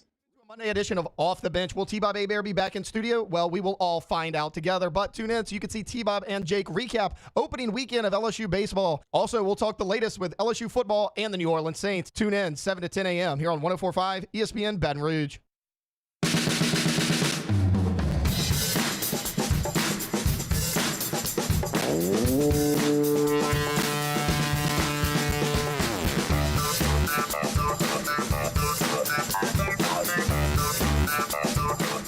You're listening to the Hunt Palmer Show, brought to you by Corks, Cajun Fried Fish and Shrimp. Massey leans in now, comes set, rocks and fires. Tommy White lifts it high and deep to left field. Get out of here, Bob. Costello to the wall. It's out of here. Walk it off. Tommy White, home run number 23. And LSU is moving on. Wake Forest is headed home. Tommy White down the third base line, gets showered and mobbed at home plate. 2-0. LSU here in the bottom of the 11th inning. Probably the signature moment for the 2023 national champions. Tommy White, 2-run homer off Wake Forest to send LSU to the championship series. If that one doesn't give you chills, I don't know that your pulse is beating, or you don't bleed purple and gold for sure. That's the one that sent me to Omaha, so it's almost emotional to hear that one for me. It's Friday. It's 1:30, so for the rest of the baseball season, you'll hear our guy Chris Demouy with us. He was up in Omaha last year, and he's certainly going to be locked into these Tigers this year, the national champion and left-hander.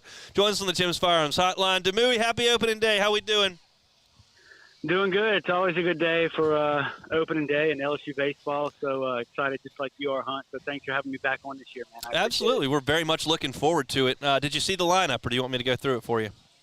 I saw it. Yeah. I caught it on Twitter, and I think that's who I thought was going to be in the lineup. Not necessarily the order per se, but I'm interested to see. Now, obviously, we know it'll change right throughout the weekend. He'll mix and match with some different things, but excited to see how these guys play it for game one. Michael Braswell in the leadoff spot. Your thoughts on that?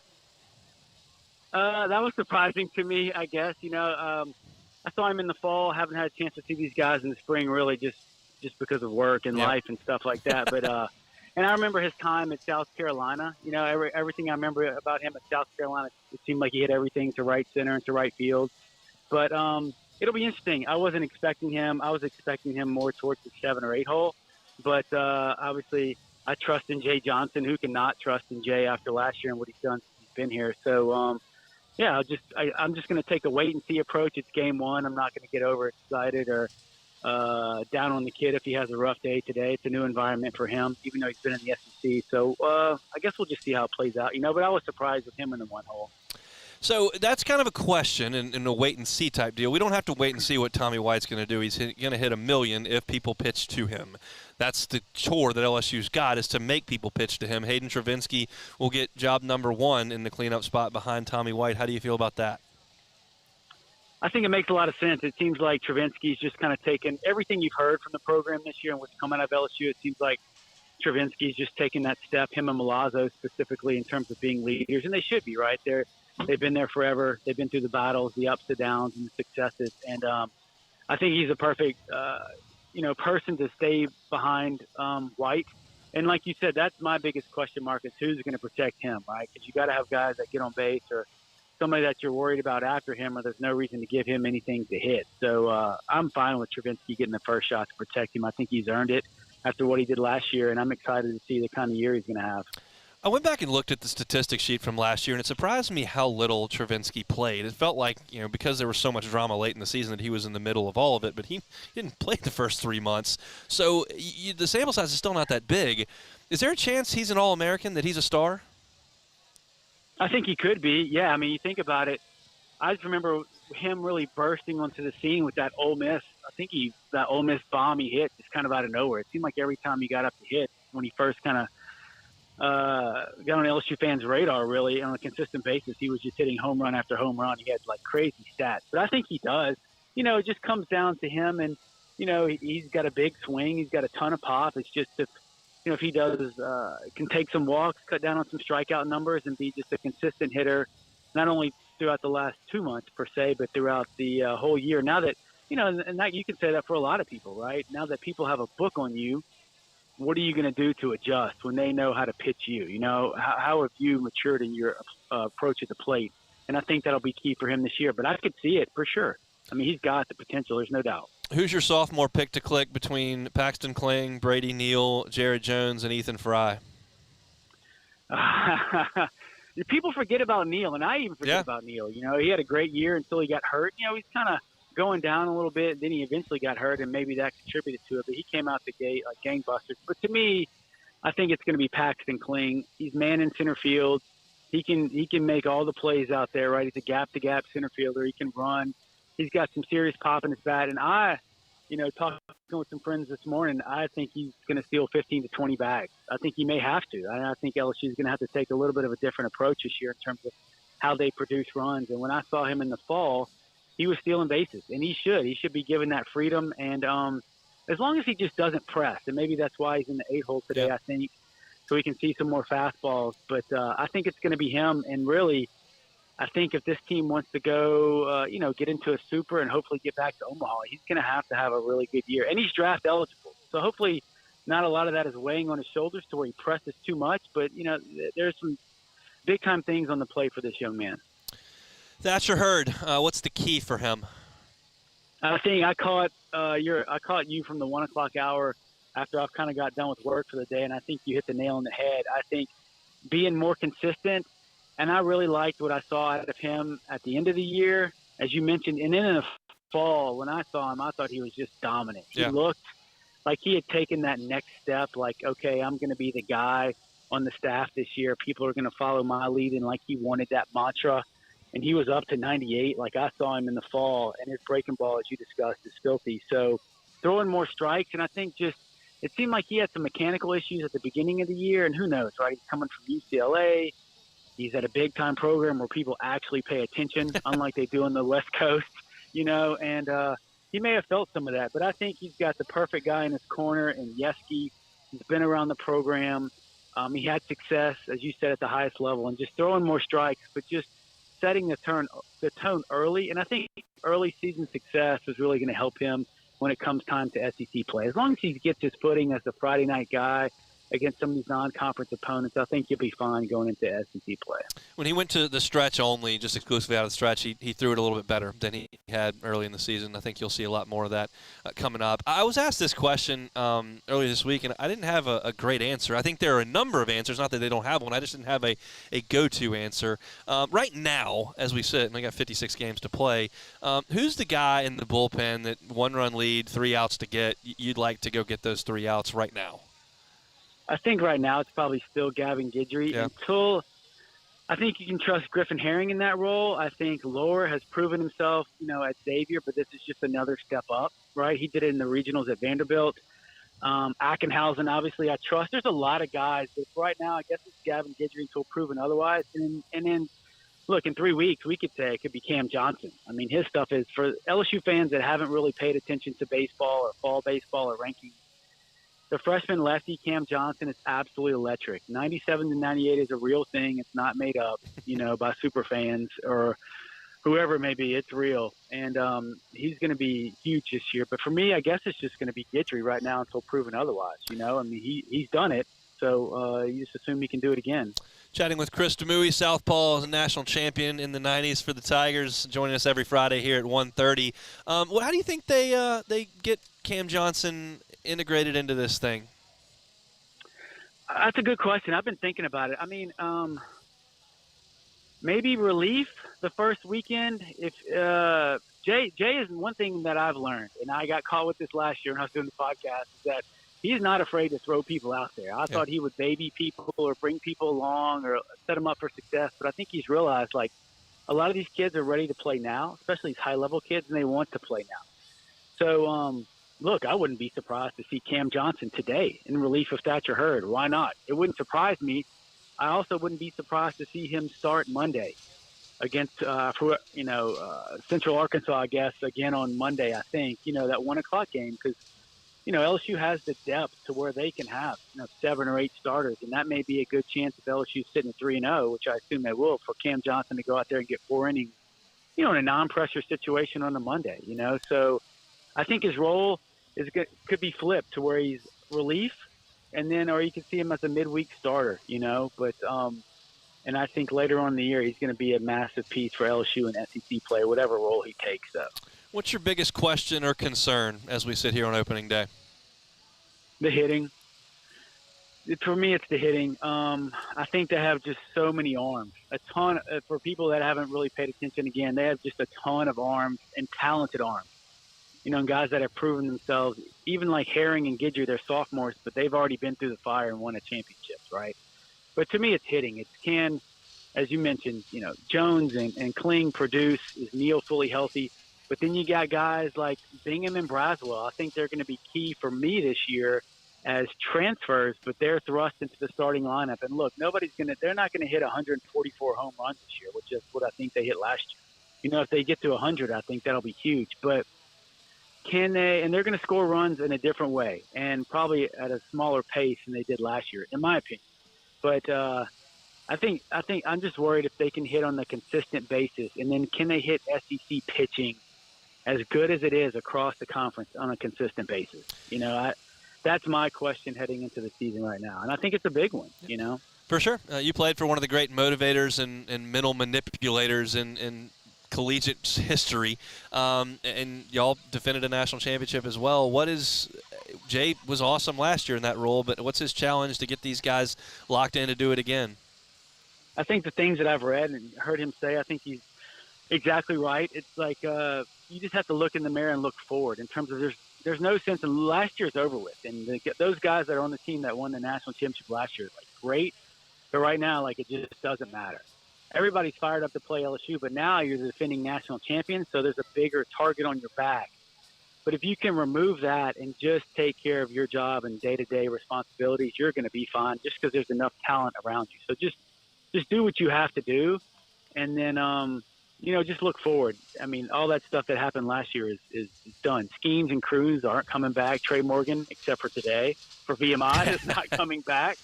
And it's the same thing. You know, we got lucky in 97. We went back-to-back. And I think this team mirrors 97 in a ton of ways in terms of a ton of pitching depth, a lot of pitching talent. But in 97, we replaced 6 out of 8 bats, I think, that started in 96.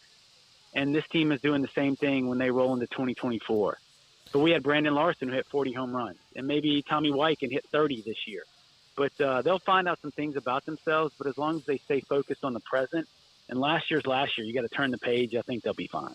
You mentioned no Dylan Cruz today. Did you see George Cruz walk in? But that he can't hit first or play center field. So that's not gonna that Cruz isn't gonna help us quite as much. No. Last one here, Demui, and appreciate your time here on this opening day.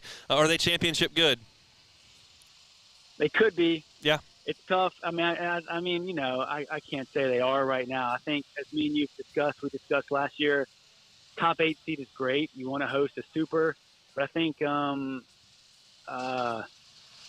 they can be. If they can get to Omaha, all bets are off. But I think early in the season, their pitching is going to have to carry them, and maybe even in SEC play. And I'm just going to say this: I think the fans, LSU fans, always get bent out of shape, and they expect things right off the top of the jump to be unbelievable. I think they're going to have to be patient with this team for a little while, especially on the hitting front, while they find their footing and Jay figures out the right combination.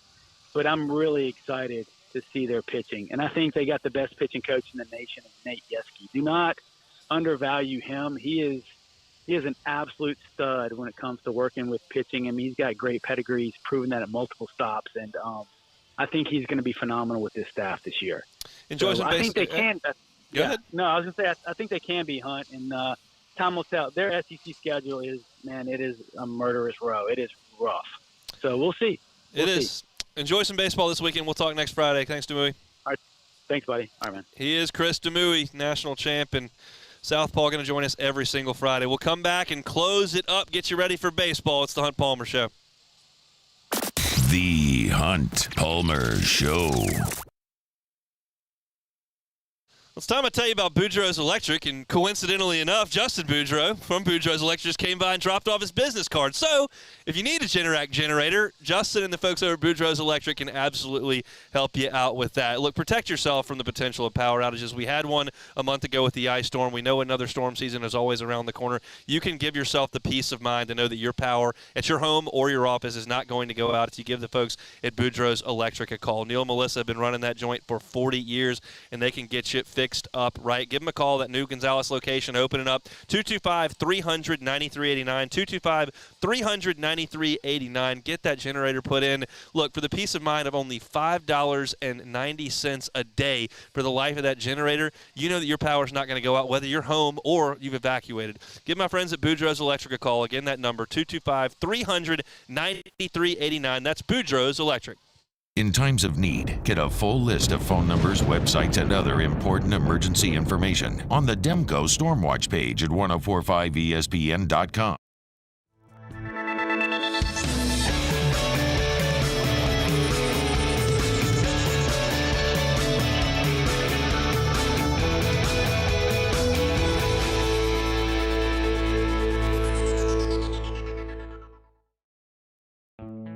The importance of doing this fortified program and offering it to people down here is, number one, the only real chance you're going to get to do this is when you put on a new roof or build new. And through companies like HUDCO, who's kind of leading the way in this thing, it's going to offer the customers a huge advantage in the insurance market and the price of their insurance. You know, we're not looking to make a fortune off fortifying. We're trying to give you a better product than our competitor at the moment. I'm trying to do something that he can. I'm trying to give you something better. So a lot of these insurance jobs, you're getting a re-roof, you're only paying your deductible. Let's sit down and talk about the fortified and let's see what it does to your insurance premium. You're getting a steal. Yeah. You're getting a brand new roof and a fortified certificate for your deductible, essentially. I think we're rocking and rolling.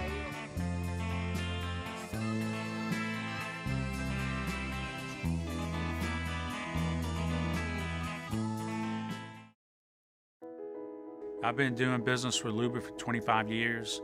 They're dependable, trustworthy. It's just the attention to detail with our clients. Our folks have years and years of experience. They're highly trained professionals. But many companies have that asset. What I'd like to think makes Luba a bit different is that we use those talents in a way that truly is dedicated to serving the needs of the folks who depend on us.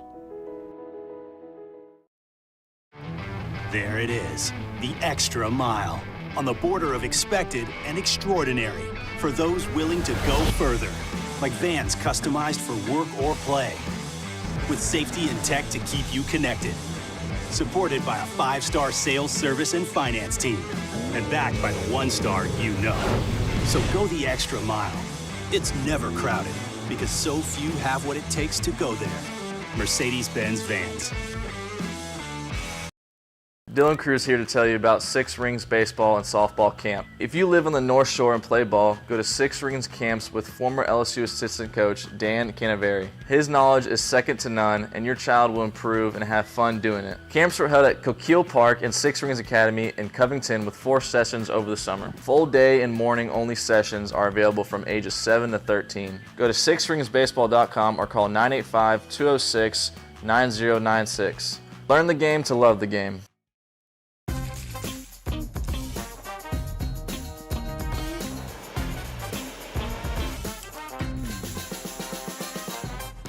Moscona inviting you to join us for Friday's AFR, presented by Don Juan Cigar Bar. It's opening day at the box, and we've got an extended edition. So join us for Friday's AFR starting at 2 o'clock, 104.5 ESPN Baton Rouge.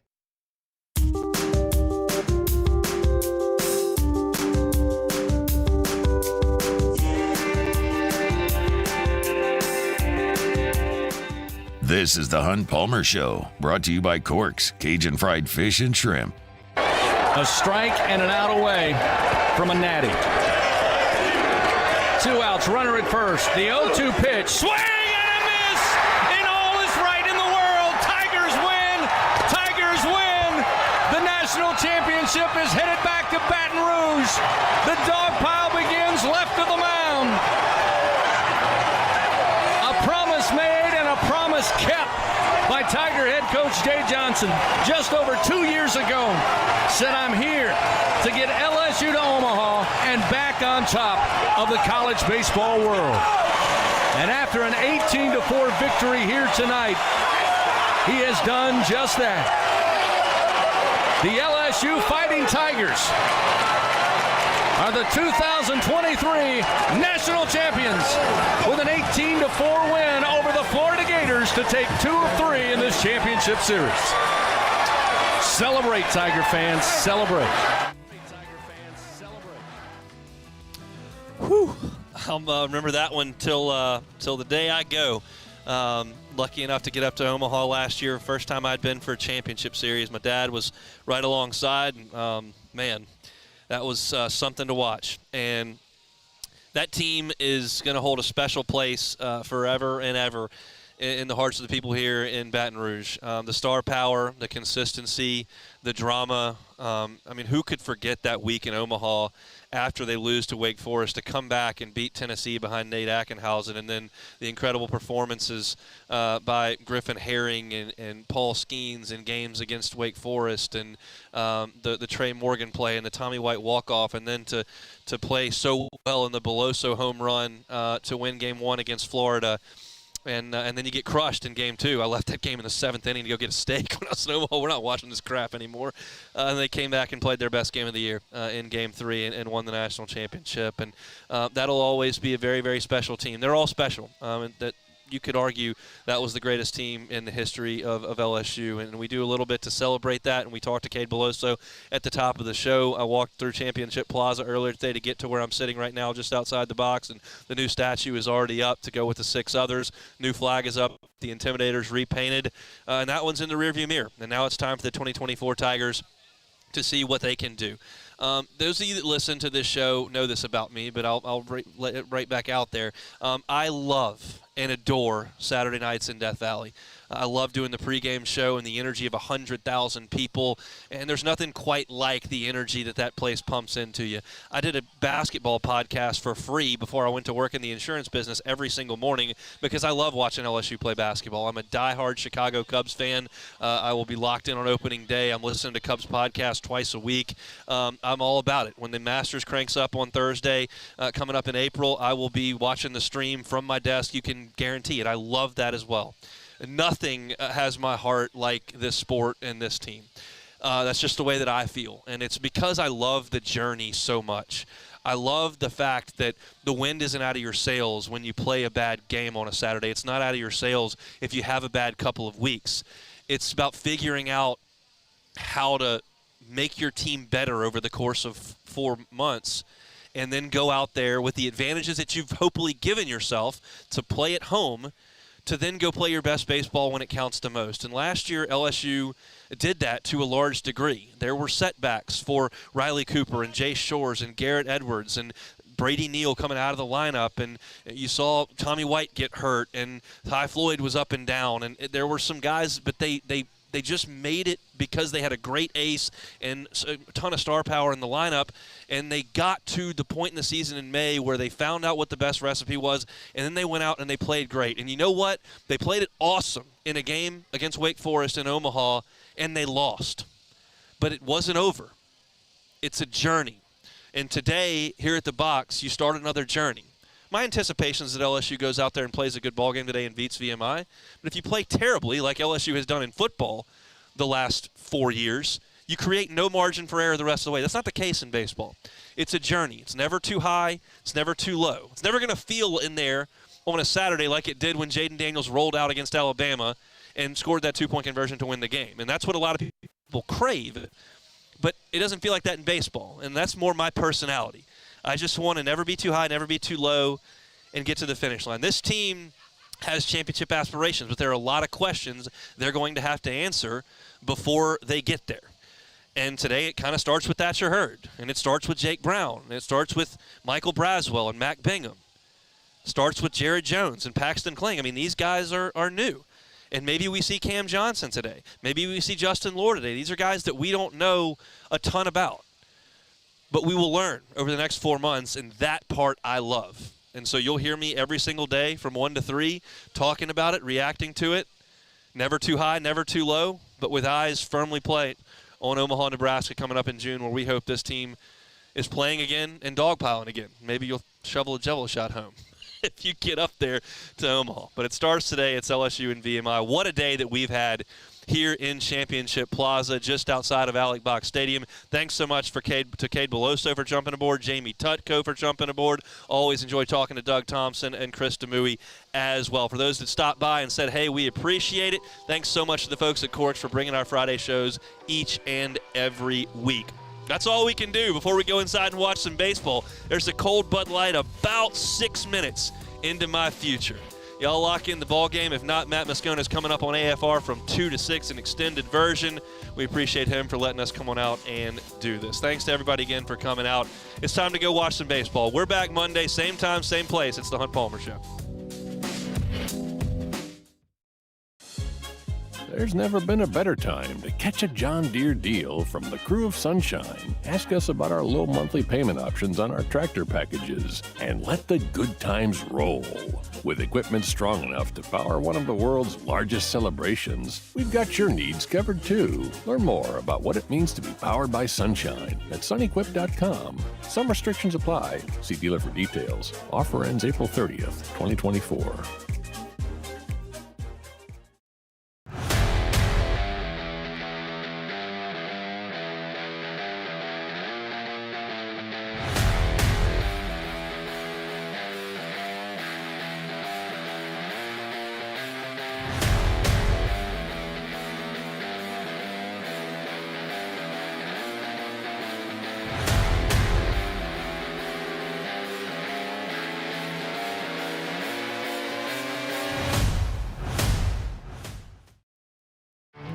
There it is, the extra mile, on the border of expected